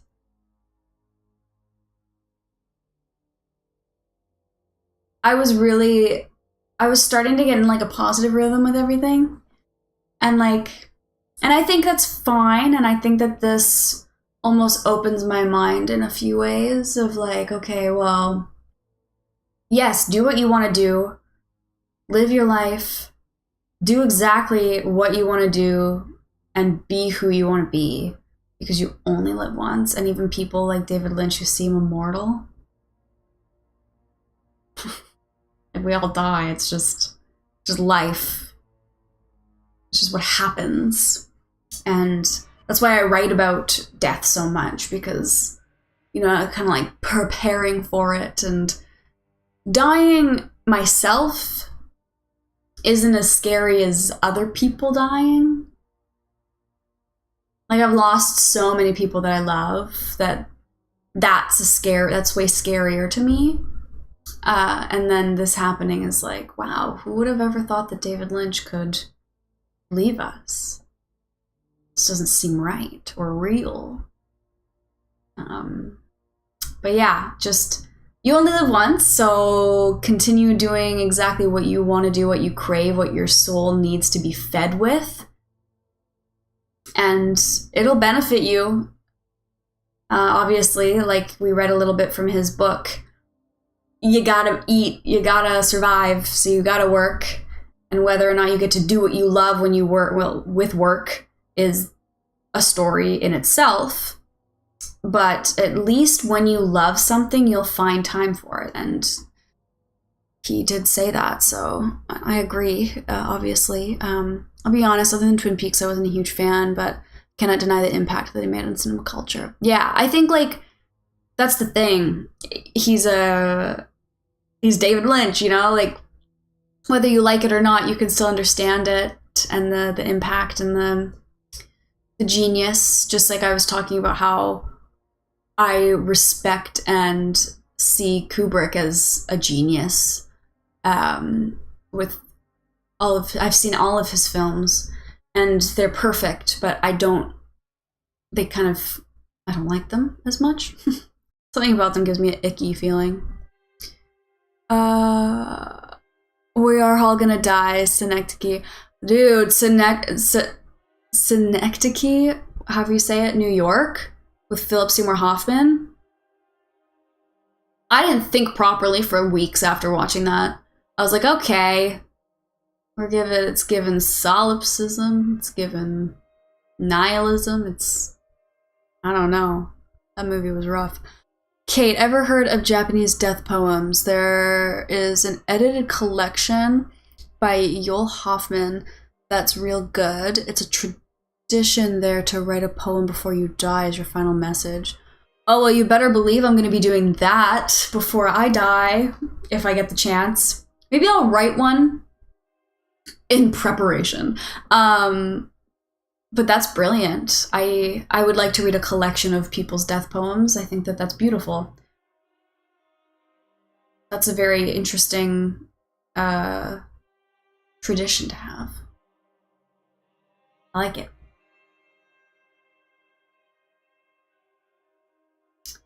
I like it a lot. Yeah, I'm excited. I feel like this is good to remind us all to do what you love and what you're good at and what fuels your fire. And I guess I'm been so focused on, you know, writing my book and gonna get it published and all that stuff, that it's like, this is very much a hit in my face. Like, yes, do it. 2025. Publish that book. Continue writing. Write your other stories that are circling around in your mind, because that's what David Lynch did. He spent his life exactly how he wanted, in the most beautiful, beautiful way. He was beautiful.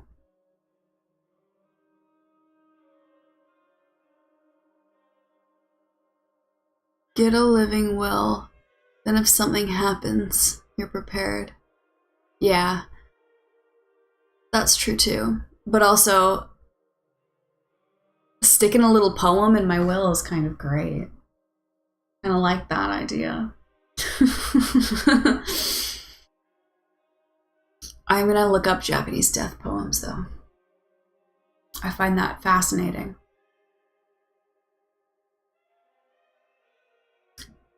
Yeah, well, I'm really starting to feel worse again. So I think I'm about to wrap up the stream. I've been streaming for 4.5 hours. And I think that it's been good, and I think it's been mostly positive. At least that's what I'm going for, so I hope that it felt good for everybody, and that everybody was like, yeah, let's take a moment, have our own little, not funeral, but little celebration of life for such a beautiful person. And again, I think basically every live stream I talk about David Lynch regardless, so you're not going to be missing out. I'm going to obviously continue on and on and on talking about him all the time. You wrote one in 12th grade. Wow. I wrote a lot of poems about death. So I guess take what you will. You could definitely use them for that, maybe. I don't know. But thank you guys for watching. I guess, yeah, I definitely haven't really eaten much today, and I need some time to process this. Processed it for a few hours on my own, but I cried too much and I didn't want to be alone, and I appreciate all you guys for hanging out with me and being here and talking about this beautiful, beautiful man that we were all blessed with. And I'm happy that I got to be alive during the time that he made stuff. I think that's a blessing in itself for all of us. Enjoy your spicy Thai. Thank you for doing this, Kate. You're so welcome, Joker fan. And yeah, I'm gonna definitely thank everybody for stopping by for this little talk about David Lynch. Thank you for the hearts, colors, and yeah, bye to aspiring wannabe and not my problem. It was great to meet you as well. Thank you, Kyle. Yes, rest in power for David Lynch, the guy, my truest inspiration and hero, and thank God we had him. So it's a blessing. Thank you for keeping me company during this moment of reflection. Thank you. Thank you for being here with me, Mario, as I reflect and try to understand what's happening. Thank you from Lasdonia. You're welcome. Thank you for being here. And then appreciate you too.